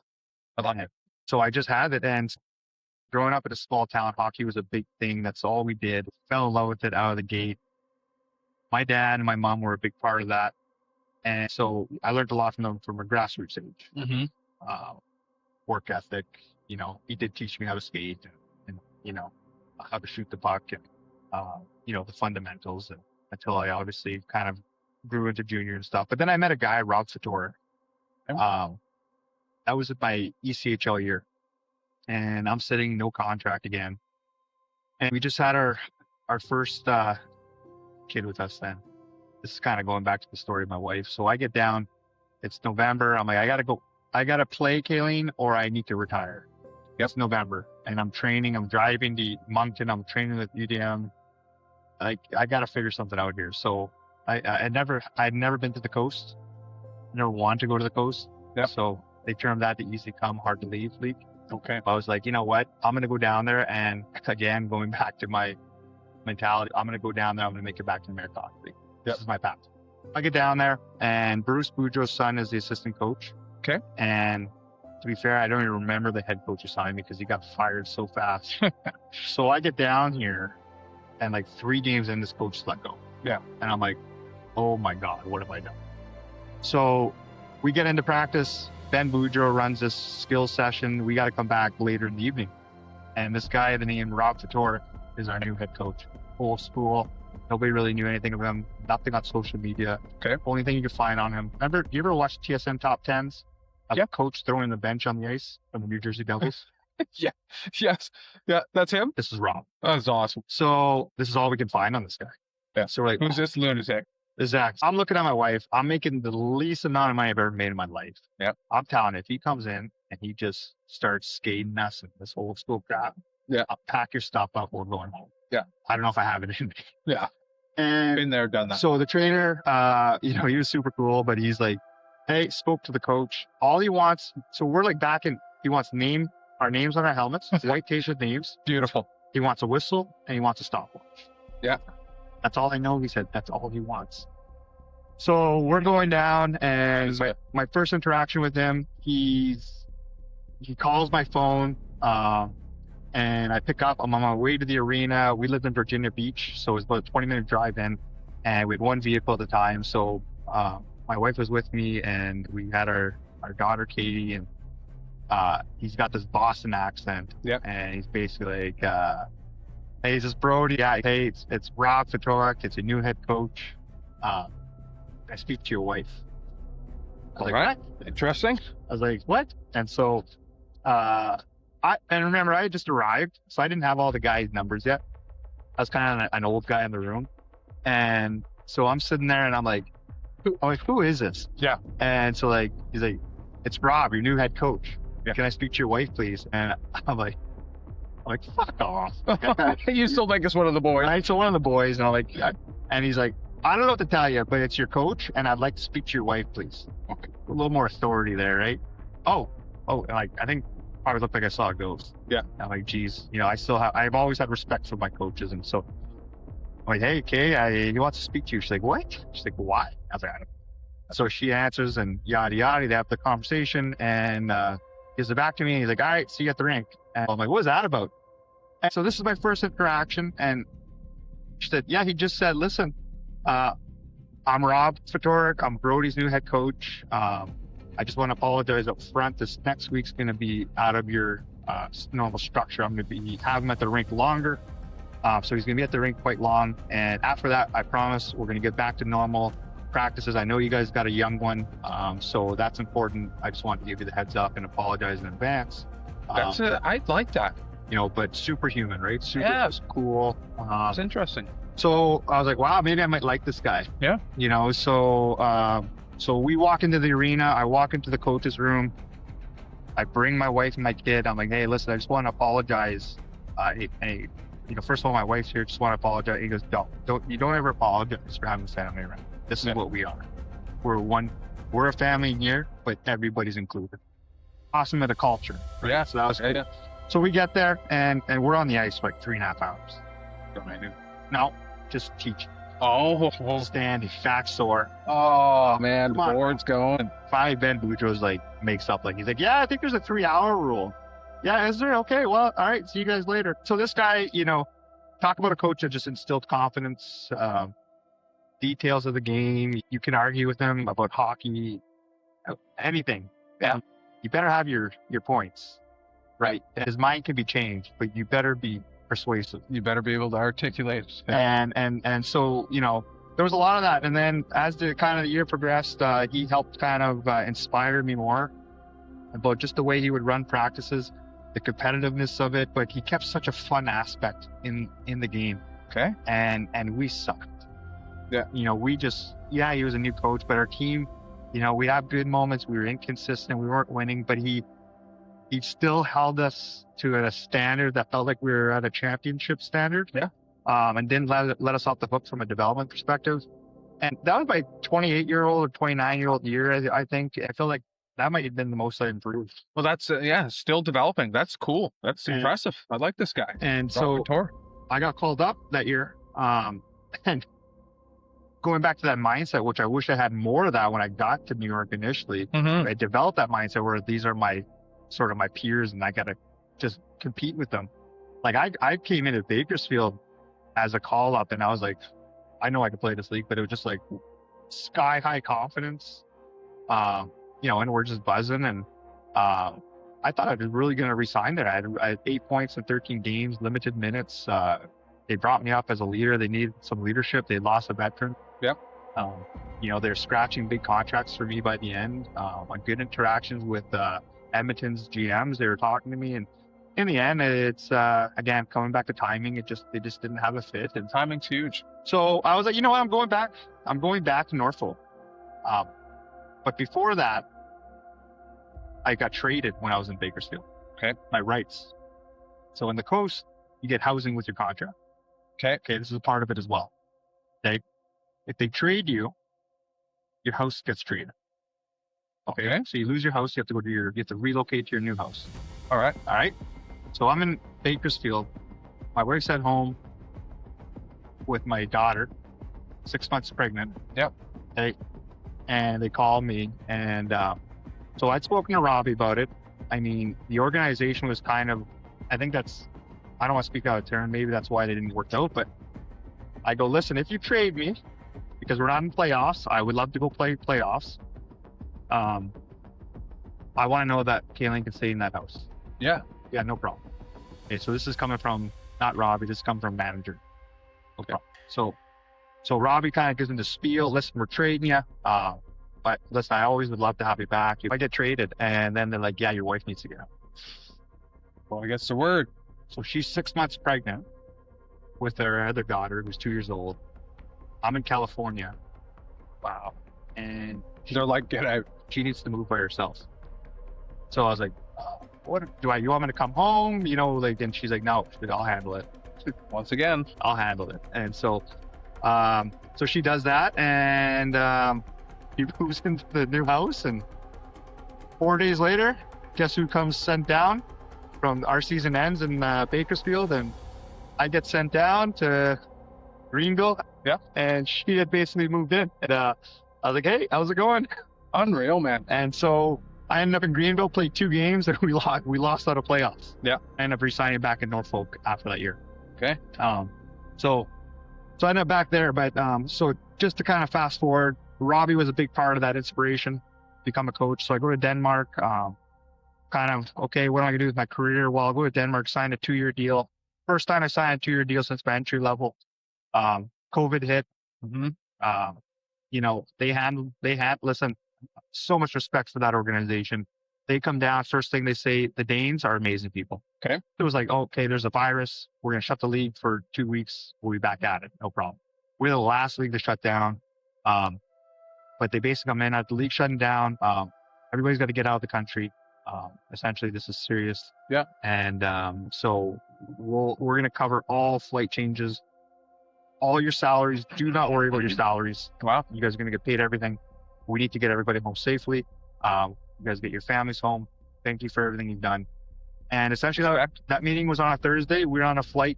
Most of the guys were on a flight on a Friday. We got out on a Sunday. We just bunkered down for that summer. And then they fired up the league, so we flew back.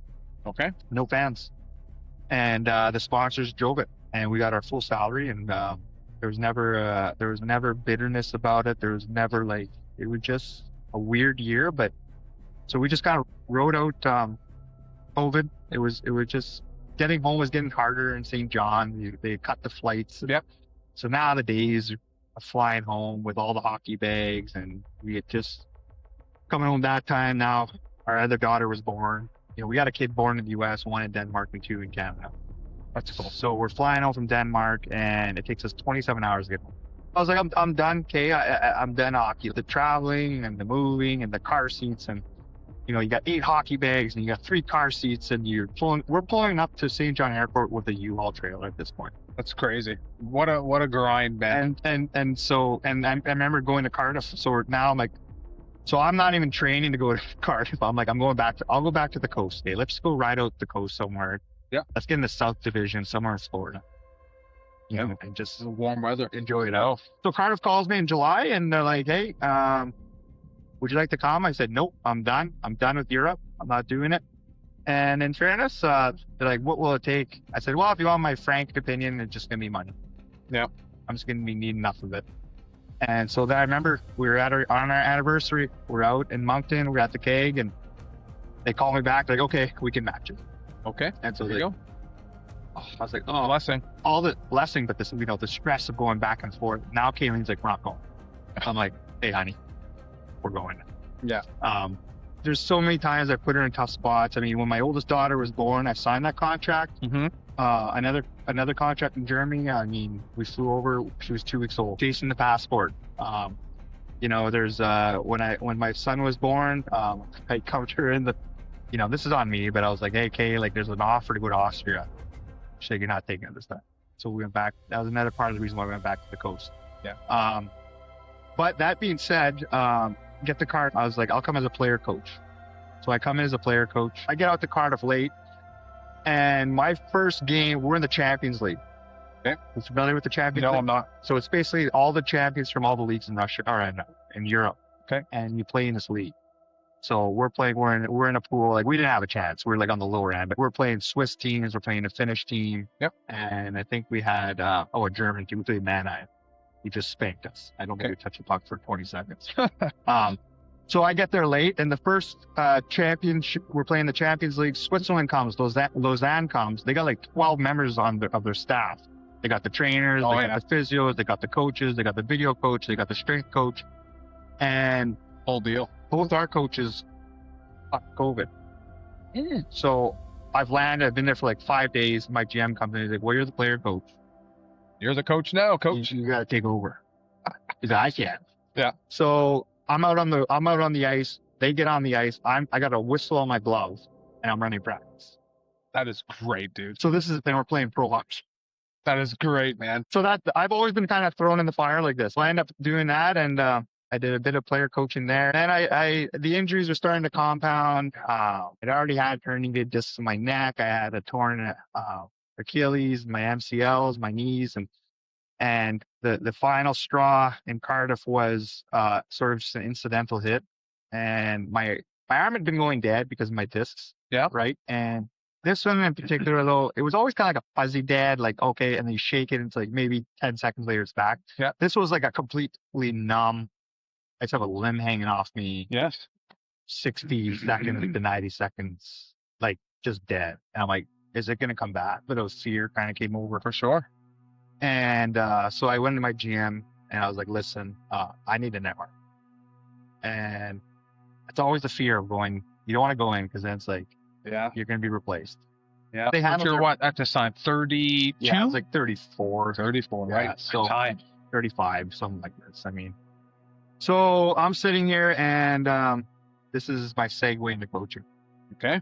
That's Essentially, the decision's made. Hey, we got to put you on the law. They work under a cap. Mhm. At least when I was there, that they've changed up the rule since. But they're like, we got to get your salary off the cap, and we got to bring somebody in Mhm. because you're our highest paid guy. We're not going to be able to take you back off the injured reserve because we're not going to have space. Yeah. Right. So this is basically your season's. that's it. So like, okay, like, talk about a flood of emotion. The coach calls me in, and that was the conversation because it was weird. He's like, "You want to come in and have a beer with me?" I was like, "What?" The only thing I didn't like about it was COVID kind of hit again, and there was no fans allowed in the building. So But not they the same atmosphere. But they would make some exceptions for family. I wish they would have let my family come see my last game Yeah. because they knew it was my last game. Yeah. That's the only thing that I kind of have a little bitterness about. But most athletes don't get their eggs. No. No, they don't get a good farewell. It's Yeah. just you're gone. So And then I had a good run. So he goes, "You're done, but we want you on the bench. Hey, we think there's value there." I was like, "Okay." So I go home. I got to think about it. I mean, I don't even know what to think. I'm not a very emotional guy, but I felt like somebody close to me died. yeah, It was the weirdest feeling. it's all that work that you put in for your whole life just kind of coming to an end, and the realization of that. Yeah. Man, Yeah. it's tough. And so I call my GM back that night and I go, "Where are you?" It's like, he's like in the office still. It's like 10:30. I'm already at home. I'm still in the office. I'm like, "Can I come talk to you?" He's like, "Yeah." So I come in and he basically just hands me a beer and he's like, "Let's hash it out." Yep. And so I said, "You know what? I'll do it. So I'll jump on the bench. In my mind, I was like, I'll do the bench and I'll go back to playing this year. Yeah. You know, I kind of maybe got more in me. Although the summer training was getting old. Yeah. You know, it was getting grindy. For sure. So that was my segue into getting on the bench. And then partway through that, my wife was, I guess, respectfully a bit stressed from that year because she was dealing with my emotions. Yep. Nobody really likes to talk about that, but I was going through a whole, I'd be high one day and just kind of dumps. And then close right off. Yeah. Another day. And It's so tough on the man. Like she's been through it. So she's stressed. And so finally I'm like, you know what? I've kind of come to a realization. It's over. Yeah. And tell you what, why don't you go get your nails done, get your hair done? And she never does this. And she's like, no. I was like, yeah, go get pampered. It's just, I'll take the kids. I'll leave work early, yada, yada. So, okay. All right. Thank you. So we're sitting there and I'm getting ready to leave the office. And, I forgot something. So I run back in the office. I got one of my kids with me. I'm gonna go pick up my other kids from school. Yep. And my phone rings, and they're like, "Hey, Brodie, we just let Jared go. That's the head coach. That's the head coach. Oh my God, man. You're just like, And we need you to take over as the head coach. Try to salvage the season." So I'm like, holy crap. I was like, yeah, I'll take it. So I come up, what happened? They explained, we just want to go in a different direction. We feel like you're the guy. Are you willing to take it? I said, yeah. So I called my wife. I was like, hey, you know about that relaxing day? it's over. It's over. Oh my God, man. Her life is a roller coaster with you, dude. It's a roller coaster. So Oh, we God. go and we end up picking it up. And I was like, Todd, like, he's like, well, what do we got to do now? I was like, well, we got to tell the team. Obviously, we got to make an announcement. I mean, so call it back to the arena. I'm like, hey, my wife's out. Like, I don't have any sitters. I don't have, so Kids. So I'm down back at the office. I got my GM's assistant basically babysitting for the 30 minutes that we're giving our spiel to the guys. I will let the head coach go. Brodie's going to be taking over. That's it. The rest is history. We won the league that year. And I remember sitting in the dressing room. We're celebrating with the cup and champagne's going everywhere. GM's giving a speech, and he gives me the job on the spot. Wow. He's like, you're the coach for next year. And that was kind of, if it wasn't before, like I was done, that was like, what an opportunity. Walk into a pro coach. Right into it. Like that's your first gig. My first gig. It's pro hockey. And Cardiff is one of the most, there's 4 teams in that league that if you don't win, it's a deemed a failure. So it's win or bust. Yeah. And that was, so we won that, and we're on the way to the bar. We got the cup, and, you know, he's so hyped up, and he's like, hey, I'm sorry, bro, I didn't mean to put you on the spot in the room. We'll talk details and find, I don't know if you want to. Do you even want to coach? Like, you know? And I was like, yeah. I was like, let's listen, let's take a pause. Let's enjoy the night. And then hash it out. And I'll hash it out after. Sure. So that was that. So that's how I got into coaching, officially. That is probably the best way into coaching story ever. There was no like, I went through minor, this and that. It was just like right to pro. Right to pro, yeah. Unreal. You got some great stories. The best stories I've had yet, right? Because you've had a long career of it, right? Right. Bezo had some good ones too. I love that. I think he's an interesting cat. Did you get any kickback for that? No. I mean, because I know Andy. I skated with him when I was around here a few times. I know him from that perspective, but I don't know him. But I know he's he's a straight shooter. He is. I'm outside of Andy. That's why I've never done private lessons. Something I want to start to look at. Yeah. I mean, there's Gusto and there's Andy. And then Kevin Johnson. Yeah. But which was part of Andy at one point. But honestly, it's around here. It's Gusto. It's Kevin Johnson, and then Bezo's also kind of a niche select few that go to him all the time, right? How he operates, it's hard to even get in, right? I love doing his stuff, honestly. He's taught my boy a ton. I think his mentality on some stuff is good. Yeah. Like, he's intense and he pushes guys out of their comfort zone. Yeah. When I skated with him, he's got kind of with his boy. I was just a pro looking for ice. Yeah. His boy's made an awesome career, but I was just older. I think his boy was maybe 14, 15 at the time. Oh yeah. I just needed some ice. Yeah. And so he was good enough to bring me out to a couple sessions.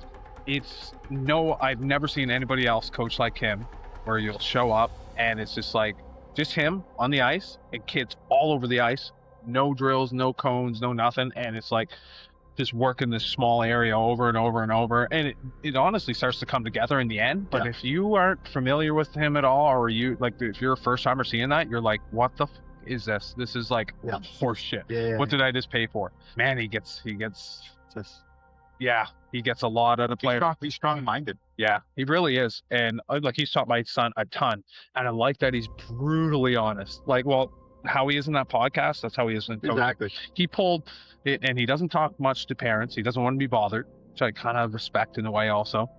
But he pulled me and Xander aside once into a locker room. It only happens like once a season. If he thinks you need to hear something, he'll pull you aside. Pull him aside, and he's like, I tell you right now, you used to sound like Clydesdale on ice, and you sucked. He's just telling me, you sucked.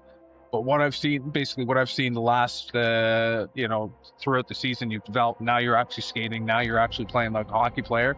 And he told him straight up what he needs to do to make the next level, the jump to U15. So that was the jump from U14 to U15. It's like, this is who your competition is. This is what they like about him. he's not a hockey player, you are, but he's just like very blunt with stuff, and I So kind of we miss that in hockey a lot. yeah, like Coach for the wrong reason. Yeah. Because you can be blunt and you know, not quite as direct. yeah, I learned that a bit, kind of being in my world now, right? You're with all these teenagers who, you know, they're managing social skills, they're managing anxiety, they're managing. their life's different. It's different than when I grew up. Very and you much, grew up, very and much. So when you tell them, you know, it's important that you have to give them a pathway. Here's what's holding you back. Yeah. I can help you. You're going to be the tools. All right. Here's what you do well. But I'm telling you, if you don't do these things right, you're not going to get to the next level. And you can formulate it in a way where you can sort of try to create a bit of motivation, Yeah. you know, because you're there, you're knocking. Yeah. You're not going to be able to punch through that door And if you don't fix your, you know, your awareness on the ice with your head checks and Mhm. little things like this, right? So the fact that he's brutally, I'd rather have a brutally honest coach who doesn't sugarcoat it, Yeah. than somebody who just always telling you how good you are. 100%. Good coaches, good players want to be coached. Yep. Just the way it is. Yep. They want to know. They want to know how to truly get to the next Yep. level. Yep. Right. And you know, the compounding little habits. You can't put a ceiling on these kids. You don't know. They're young, right? There's late bloomers. I just don't like the questions of, do you see NHL with my kid? I don't know. It's too high. It's like, I don't see NHL a lot of kids, Yeah. right? But, you know, I don't think, well, unless you are, I don't know, Salabrini, Colin Bernard, someone that's like just standing right off the Yeah. charts. But even then, you don't know. They're so young, but you know, you don't know if it translates to the next level. I could talk about that stuff on a whole other podcast. Yeah. It's just wild. The pressure these kids feel, like it's, you know, we can get into some of that too, about the cost of coming to school and the wording and matters and, you know, don't use the word investing. Yeah. Don't use that word with your kid. They feel that as though now they need a return on. Yeah. Right. So wording kind of matters, right? Yeah. We're blessed we love that we're fortunate enough to be able to give you this opportunity. Yeah. You know, if it's not for you, that's fine. We'll look at something else. But there's certain things that you just got to be wary of, you know, when you're pushing your kids. Yeah, because they're listening, and that one wrong word, Yep. or one right or wrong word, Yep. can stick with them for Yep. a while, and it could either hold them back or it can push them forward. But Yep. yeah, if they feel like they owe you something, Yep. then it becomes a job, and the fun's gone, and then it's like People forget too, we need skill. Yeah. Yeah. You know, like you can be the hardest worker in the room. Yeah, of course, you know, the old saying, right? Skill with no talent, you know, will always be beaten by hard talent, work, right? Yeah, hard work. But it's like you need skill to make it. Yeah. That's what people don't like. skill and IQ. I was born with the level of talent that brought me to the American Hockey League. Yeah. You know, once you get to that level, then it's kind of, what's the difference here? Could be somebody liking you, could be whatever, could be awareness, could be conditioning, could be leadership, could be your details on the ice, could Yeah. be whatever. You did block the big shot when the big man was there, whatever, you know. But when you all gotta have skill to play at that level. Yep. So 100%. it's just like you have to have it, and it's like I always say we don't do miracles at our school, Mhm. but we develop. Like Our job's to max out their potential while they're here. And we need to do that in an environment that's competitive and that is one that's going to allow them to grow as people as well. Yeah. Give them the toolbox for life, man. Right. But you can't forget about the experience. Yeah. There's an experience about a prep school. Yeah. And for your son, if he goes midget AAA or plays U16 or wherever, there's an experience that goes into that. Yeah. It could be ruined, you know, by a coach who's coaching for themselves. 100%. Yeah. Right. Do you know Phil Richer? No. Okay. And he's the new head coach of the UAT program. Vito's? Yeah. Yeah. So yeah, I knew Randy, but Okay. So you know Randy, yeah. And I don't know Randy at all. I actually thought about reaching out to Randy to see if he wanted to come on, but just let him be for the year maybe, and then reach back out to him and kind of go then. But Yeah. um, he probably has some good stories. yeah, I know he would, right? Bit of a quiet guy. Yeah, I think so. Like that's kind of the feedback I've gotten from a lot of people. It doesn't talk a whole lot. It doesn't. He's kind of a, I don't know if he's introvert, but he's in his own lane. Introvert, I would say. Yeah, he's in his own lane for sure. Okay, All right. Brodie, I'm just gonna we'll breeze through this. Really? Yeah, man. This is the longest one yet. My wife's gonna be like, surprise. Yeah, I love it. Okay. Um,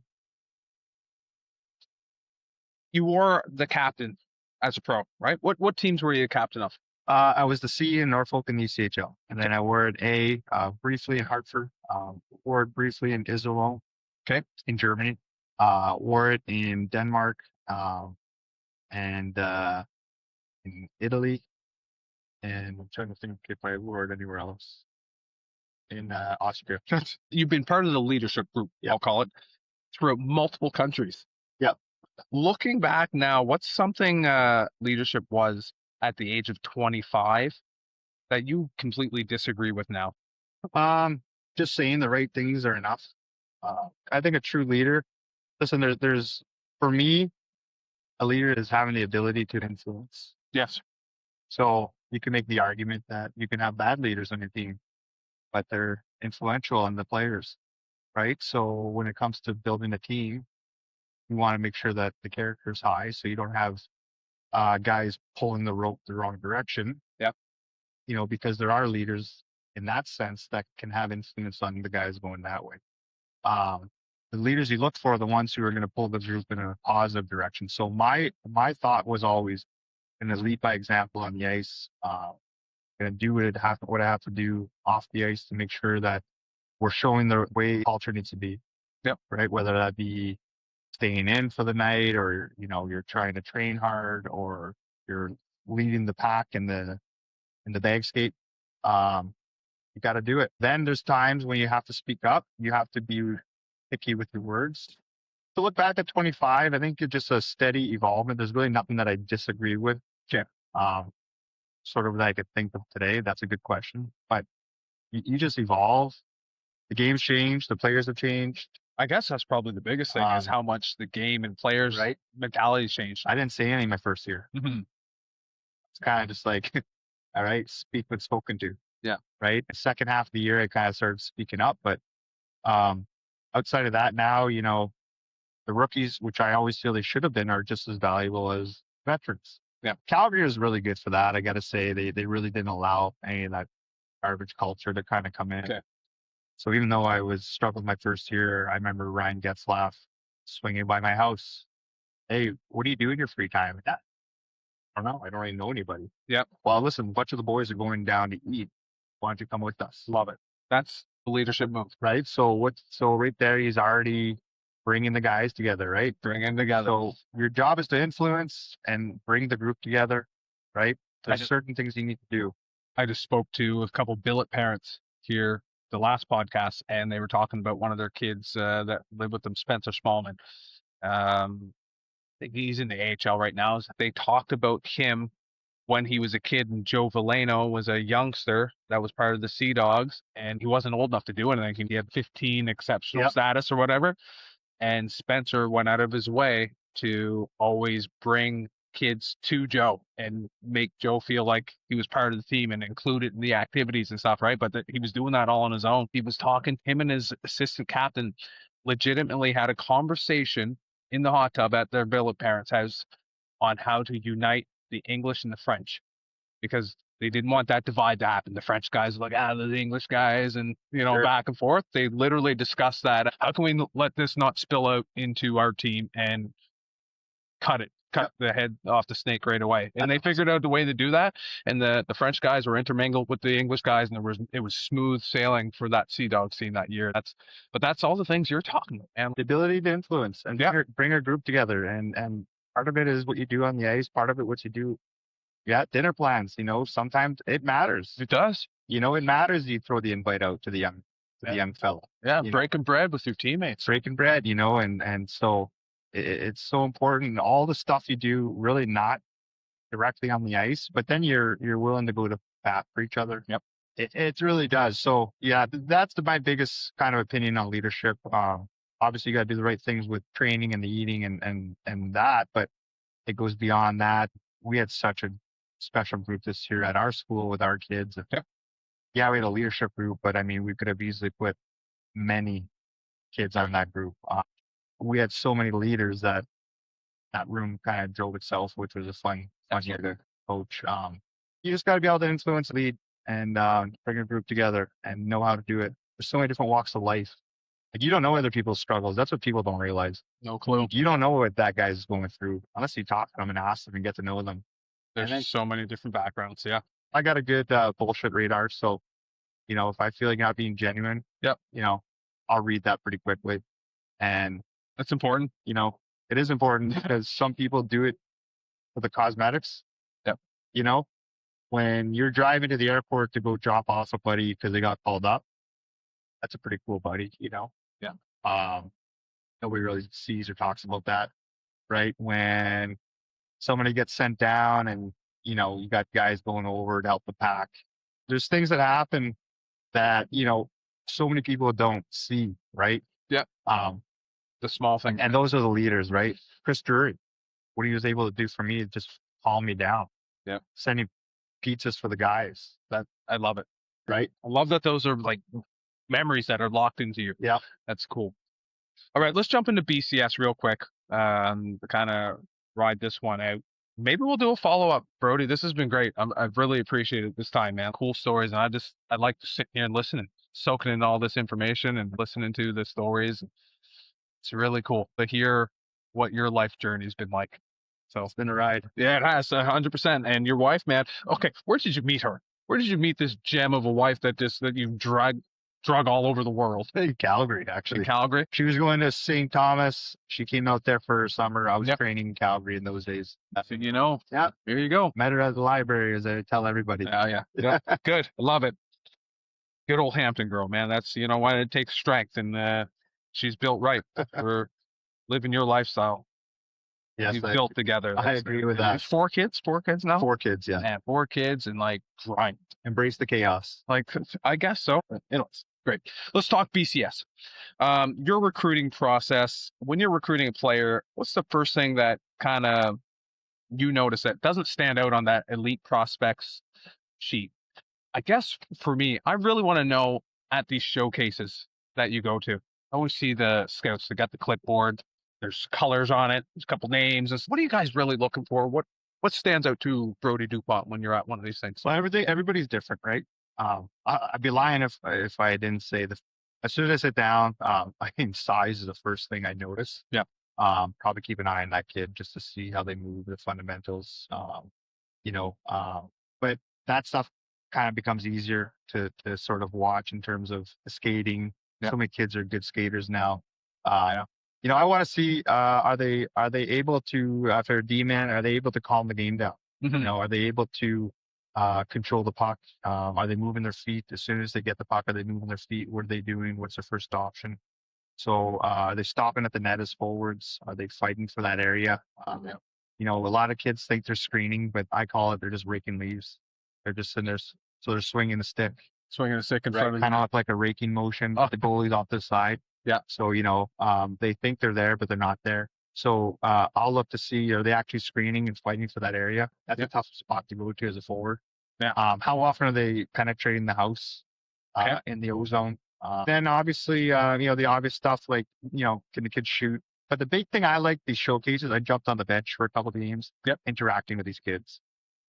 When they come off the bench, are they pouting?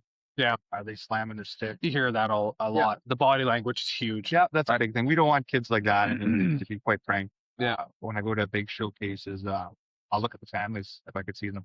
Yeah. And I'm going to see how mom and dad are reacting. Yeah. Yeah. I've heard that. Andy Bezos been one of those. And he yells on the ice as he's coaching, instructing. And he basically, he said it several times, I don't give a beep who's looking at you, whatever.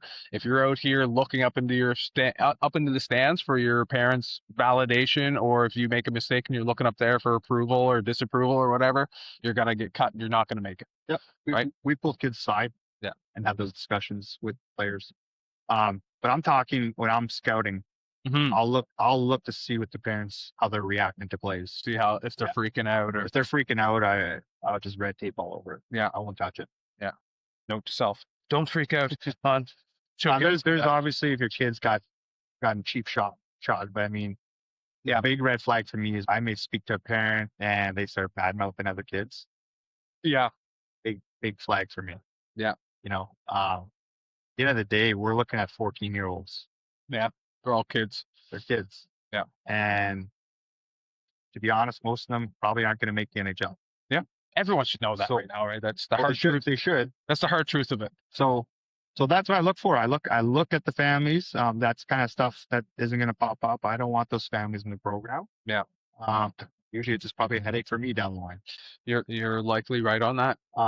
So, and usually their foundation's built from their mom and dad. Yep. So you want to make sure they're coming from a good family, and that could be from all different walks of life, right? Now that's not saying I'm closed off. I actually speak to my parents quite often. I have good relationships with them. Okay. And I set the ground rules, on what they can and can't ask me, what they should and shouldn't ask me. Yep. That's important. If everyone knows the rules of the game, you know how to operate. Yes. Right. It's a good thing. Well, that's our recruitment. I mean, but what's the magic formula? In the end, you want to see is there more to this kid than just today? You might look at mom and dad and say, maybe they're done growing or maybe they're not, right? There's that element. So you're looking for, like I said, is there a ceiling? Is it a low ceiling, high ceiling? Like that goes into it. Is there room for growth? Do you think there's growth in the game, growth in the body frame, everything? That's kind of all. But I'm not big on limiting to size because I think there's so many slippery skaters up there. You're right on that. Yeah. So if you're small, you better be quick. Yeah. You better be slippery. You better be able to slip off checks. Yep. You're going to handle battling for the puck differently. Mm-hmm. You're not going to use body leaning as much. You're probably going to use deception, your feet more. Yeah. So things like that. And then there's small players that would dominate a game, control the game. Man, I'm glad you said that. A smaller player using deception. There's this kid in our area, Charlie Travis is his name, out of Sussex. A very unique family. There's like 8 boys and 1 girl or something like that. And they're all homeschooled and they don't use social media. They don't watch TV. They play chess. There's like this monkey gym in their house and they can monkey bar down the hallway and stuff. Oh, dude, I'm talking like, and John, I love you, man. And we've discussed this. They're the most interesting family ever. But every single boy plays high level hockey. And Charlie plays with Xander, and he's always one of the top scorers on the team. Very smart, slick player. Never gets hit. And I don't understand it. I'm like, it's great that he doesn't get hit because he's on our team, but he's down in the corners. It doesn't look like he's doing much. And he's not moving the puck really fast. And I'm like, how come someone hit him? Yeah. Hit this guy. Put him through the boards. I don't understand. Never gets hit. So I talked to his dad about that.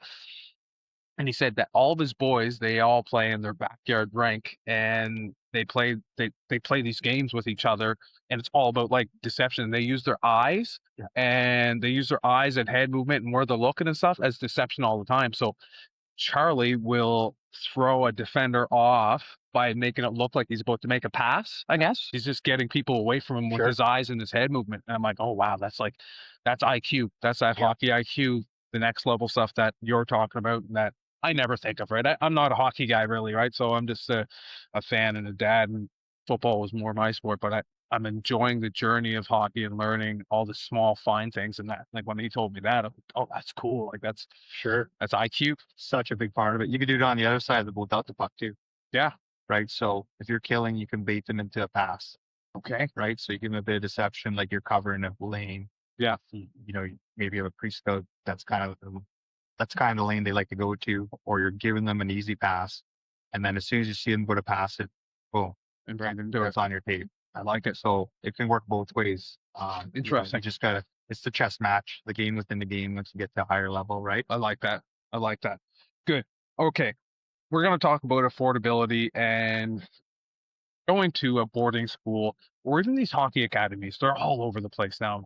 Get emails from this academy, that academy, and not so much the boarding schools. I feel like the academies do a lot more reaching out and whatnot, but it's all expensive, right? So when a family hears about Bishop's college school and they think about going there, many of them immediately think that there's no way that we could ever afford this. My family can't get this child there. It's not even on our radar, so don't think about it.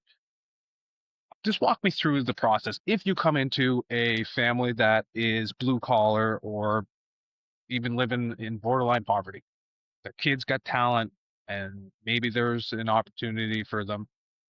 Can a kid like that make it to a school like BCS? Great question. Because that is the optics out there. You go online and you see obviously our tuition. Oh, right? It's scary, right? Yeah.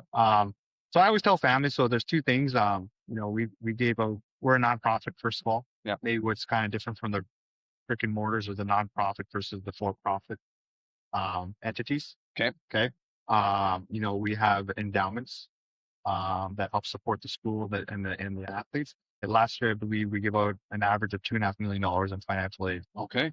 Okay, so we're a needs-based school. Hey, if you come to the school, you want to apply for your son, third party is going to evaluate your finances, and they're going to kick the school out an affordability rate. If you're making $1 million a year, you're going to get a zero. Yeah. Right. But if you're making $100,000 a year, there's going to be some room to work with you there. So I always tell families, don't let that be the hurdle that holds you up.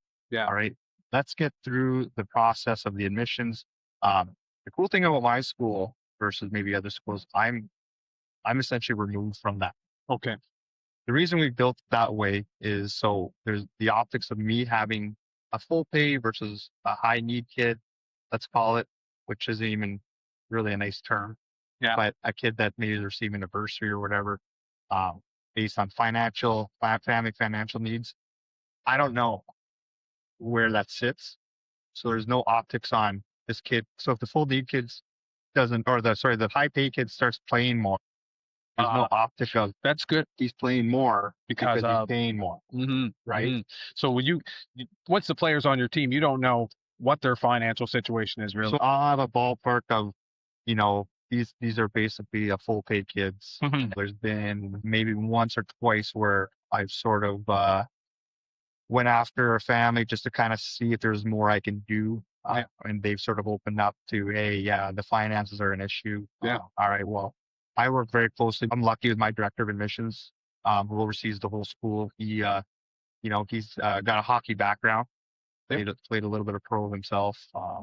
Helped build Holderness when he was down there as a coach. So he's been at school 14 years, I think.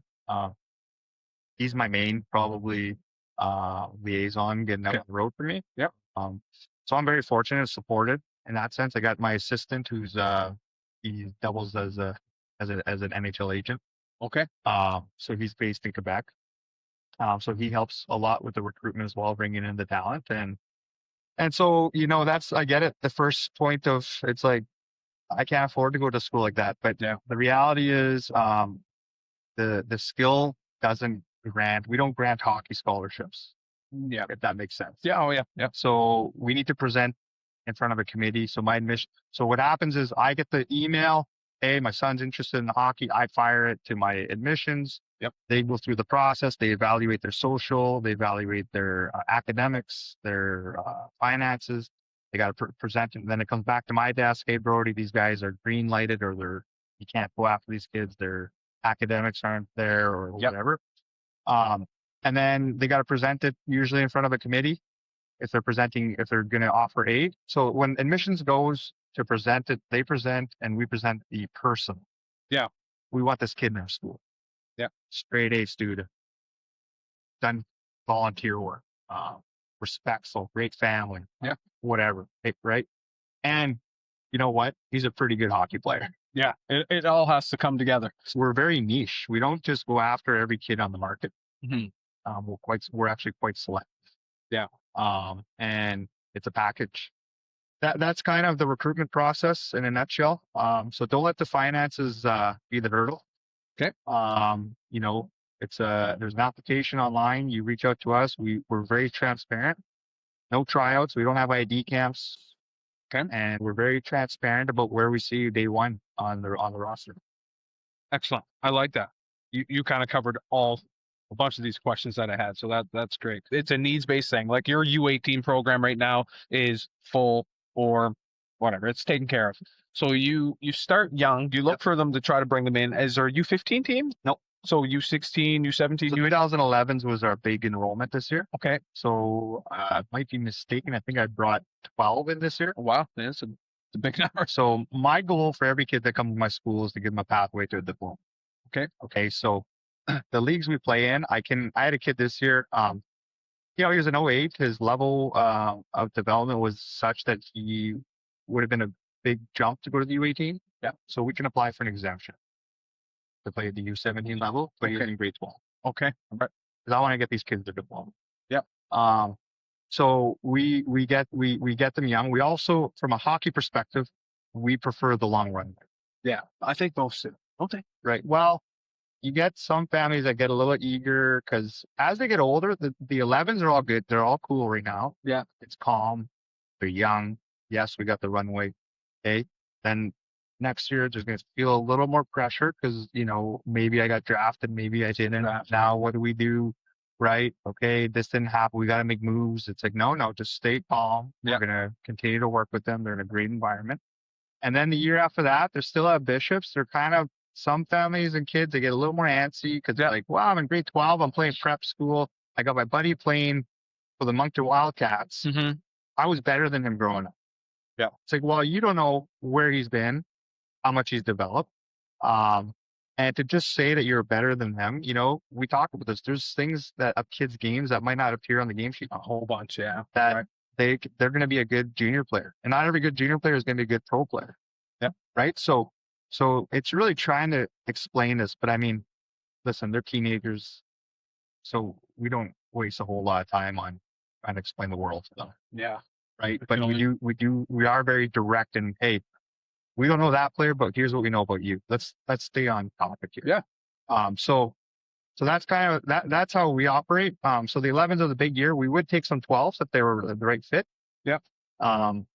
Maybe one or two. I do see a trend in hockey where, you know what, we might be getting younger.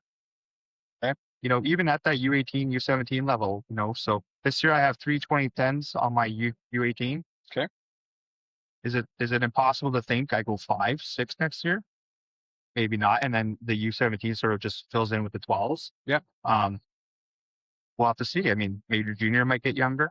Might be the best 18-year-old league in the world. It's gonna be very interesting to see what all happens because of the new rule with the NCAA, and the runway's much better for hockey players now at the competitive level. Well, the 5 and 5 with the NCAA, right? 5 years eligibility starting at 19. Yeah.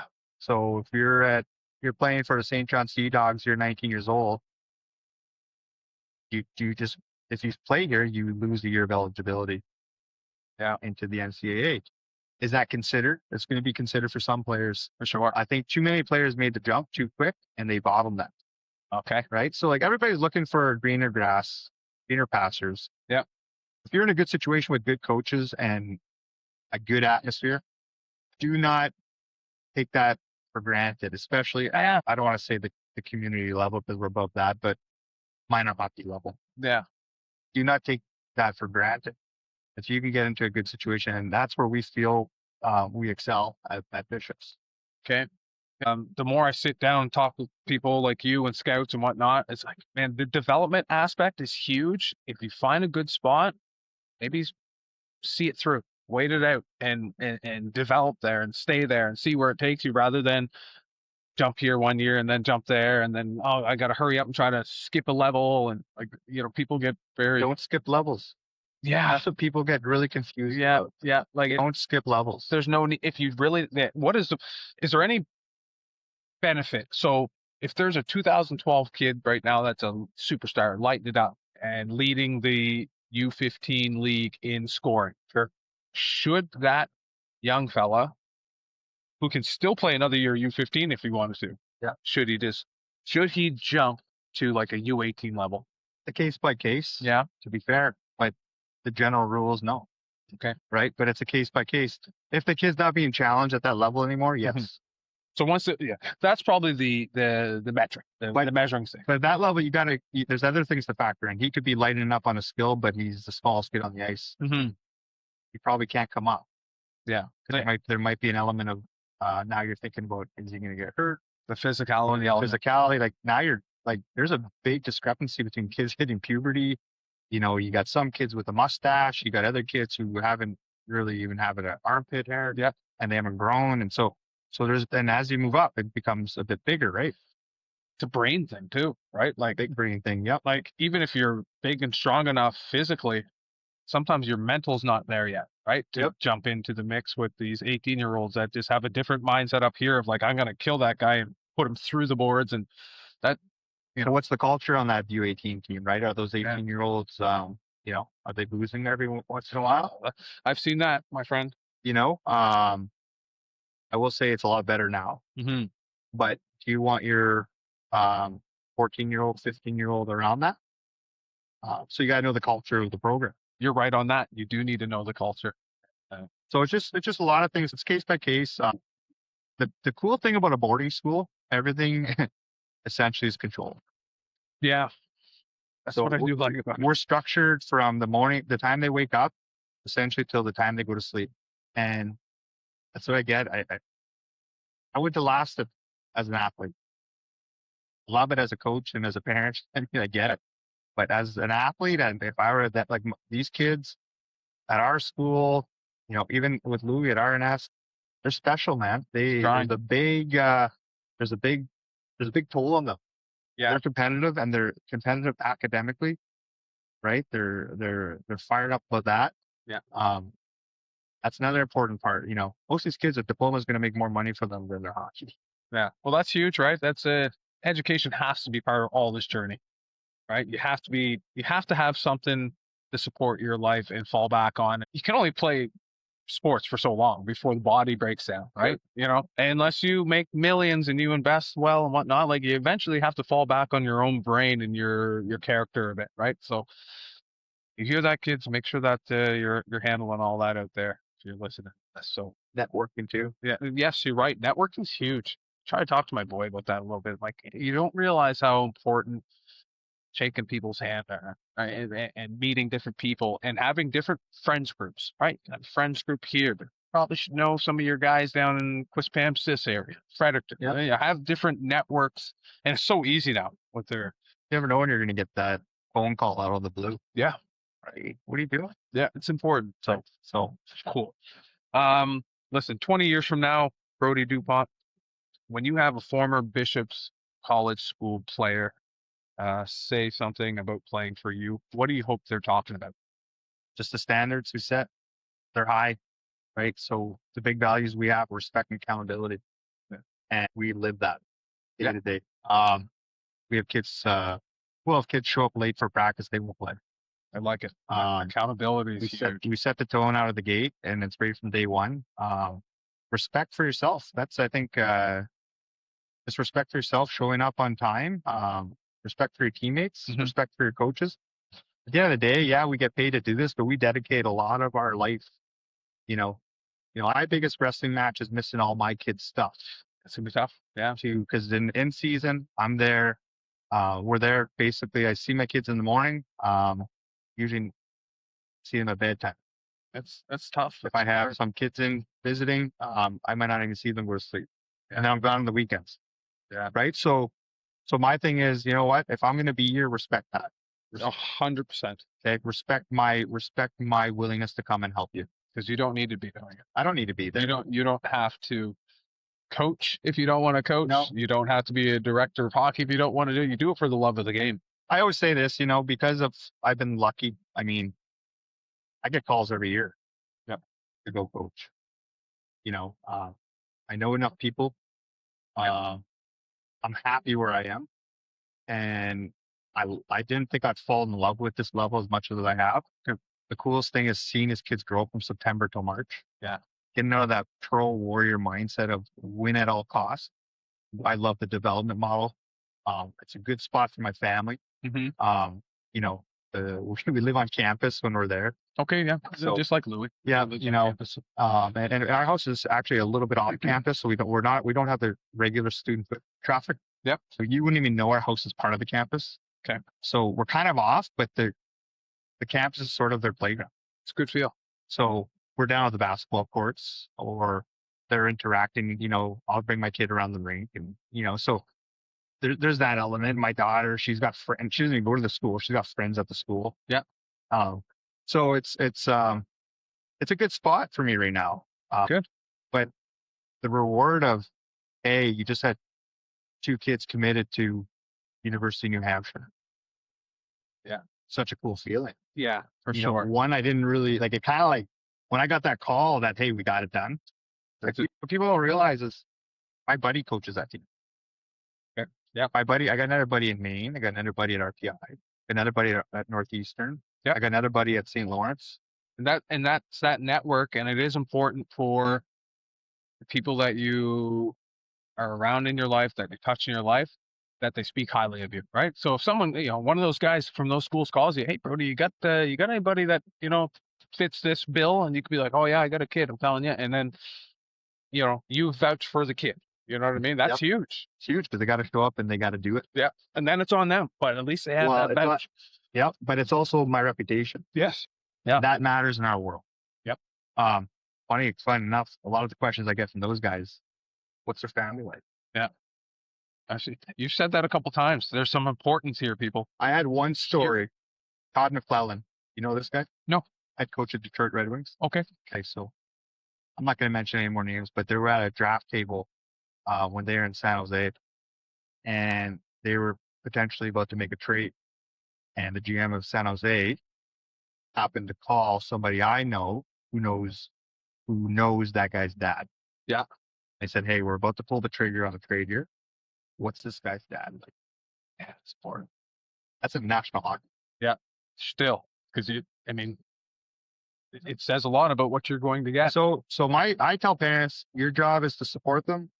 Okay. We treat all our kids with the utmost respect, but it doesn't mean we can't push them. Yeah. Okay. And you've done a great job raising them, but you sent them to us. You've entrusted us to do a job. Let us do that job in that lane, and you be the parent. Yeah. And I have been so blessed at Bishops. Yeah. Like we have like I said, I see my parents all the time. I go and talk to them. We got great families. It's been such an amazing experience for myself and my family. Yeah. I to be honest, this whole fear of like the parents.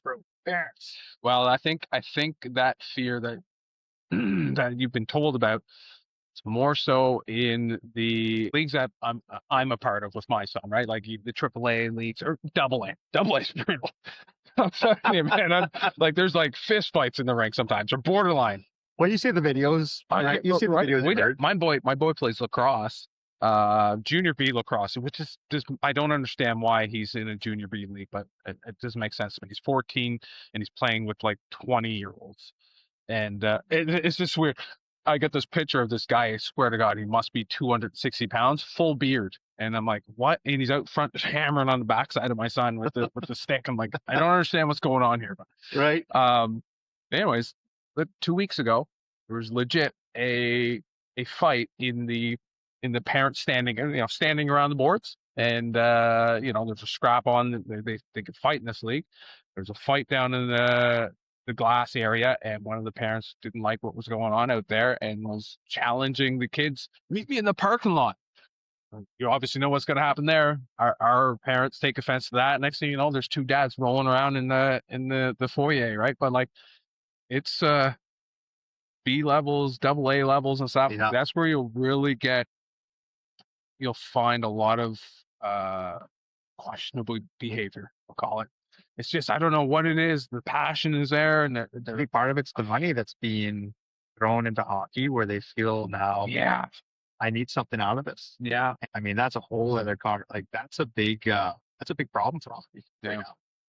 Is just the community level cost of the ice times. It is expensive. The cost of I mean, membership fees are one thing. I do feel like, at least in Quebec, we do get value at the minor hockey level. Mm-hmm. In terms of how much ice they get. But I mean, there's a serious FOMO that happens with parents and spring hockey. And that's probably hockey, the biggest thing I notice here. And I fall to it. And well, we all do. Even my son, he's 9. Mm-hmm. And I'm sitting there and I get certain emotions. I'm like, oh, okay, I kind of get it. but then I got my brain too, because I'm like, yeah, but you're just gonna sit here and be quiet, Yeah. but and you'll talk to your boy after. There's always that thing with your boy, right? I want to keep that father-son relationship. So, Yeah. you know, Great. but it's like you get those emotions. It's your boy, it's your daughter. Yeah. But, did you have fun, buddy? Yeah, I had fun. All right. Yeah, it's hard. I learned a lot along the way. I was in his early years, I was the lecture on the way home in the car ride guy. Yeah. And I got away from that. I don't bother. He's accomplished so much more than I ever have in my life in sport, and he's only 14. Like, he's just a better athlete. Simple as that, right? Like, he's more talented at everything that he does than Big I ever kid. was. So what am I? Who am I to give him the lecture, right? I'll give him a few tips that I think are tips, and he'll put me in my place every once in a while. No, Dad, that's not what I was supposed to do. I'm like, all right, I'll just shut my mouth. I don't even bother now. I don't bother because it's he knows if he had a bad game, They know. They all know. right? He knows if he made a mistake, I don't then need to bring up the mistake again, right? That's the fine line of coaching too, right? Yeah, Like, so right. when I'm on the bench, do I go talk to this athlete about that journal? Yeah. He's sitting there with his head down. Yeah. I'm sure he knows, right? If it happens again, then usually That's that's it. my cue. Same thing as a parent. If I see it over and over and over. If he's doing something stupid at home over and over and over, Yeah. I have to address it now. Yeah. When I get on the ice with my boy, I go, you want dad today or you want coach? Give him the option. I Yeah. like it. That's a good way to go Some about it. days he goes, I want coach. I go, okay, but it's gonna be hard. I love it. And so, like, he's 9, so I don't go it as hard. But I give him structure and I give him instructions. If he doesn't do it right, I make him redo it. Yeah. And then when it's just dad, it's like we're just out there shooting pucks, having fun, playing keep away. And he seems to understand. There's days where he was like, no, I just want dad today. Yeah. That's fine. That's fine. I love it. I'll just go out. I like that better because then you know what arena you're going into. You know if you have to be dad right now and just be relaxed, or if you gotta stay switched on. Yep. Right. That's key. I might start using that. So We'll start using that. all yours. He's 14, but I mean, like, hey, like, we start going to the gym together, and that's where I can tell he wants me to take charge a little bit with, like, what are we doing? Because he just doesn't know the flow of what he should be doing. He's never really been in, like, a public gym like that. Like, we have stuff at home, but, like, to go to the public gym and there's all kinds of people around, you could tell he's, like, a little bit shy about touching certain things or getting in the way. So I could see he wants me to take charge there. So I'm like, let's go. Sport wise though, I better start asking. I like that. Yeah, that's awesome. Okay, listen, Brodie, you've been here for like 3 hours, so I'm going to cut this off. I appreciate you coming in here, man. You didn't need to take the time to come in here and have a chat with the tactical take people. Better today than yesterday. Yeah, that would have been a bad one. Yesterday was Coach Dupont's anniversary, and he was about to schedule a 3-hour podcast rather than go out with his wife that he's drug all across the world. And you got a gem there. So thank you very much for allowing him to come out tonight. I appreciate that. And I think we have a lot of good content here. There's a lot of good information for the people out there and a lot of fun stories. I think that's the coolest part of it is just listening to your pro stories and how it really is. What's really going on behind the scenes, right? It's a fun ride. I mean, everything I have in life is because of hockey. Yeah. And whether that be friendships and life lessons or who I am today, it's shaped me. Yeah. And the leadership lessons. And I think it's super cool what you're doing. I've fallen in love with the Maritimes. It's the people here are so amazing. Yeah. And it has a piece of my heart forever. And this is why I come back every summer. So I love it here, and I like this town of Hampton seems to be booming. It is. It really is, man. I moved here in 2014, and it's significantly different now than it was in 2014, right? Like the community feel here. There seems to be a lot of community stuff. So no, it's great. So thanks for having me on. Maybe we can do it again before I take off. Excellent. I appreciate it, Coach.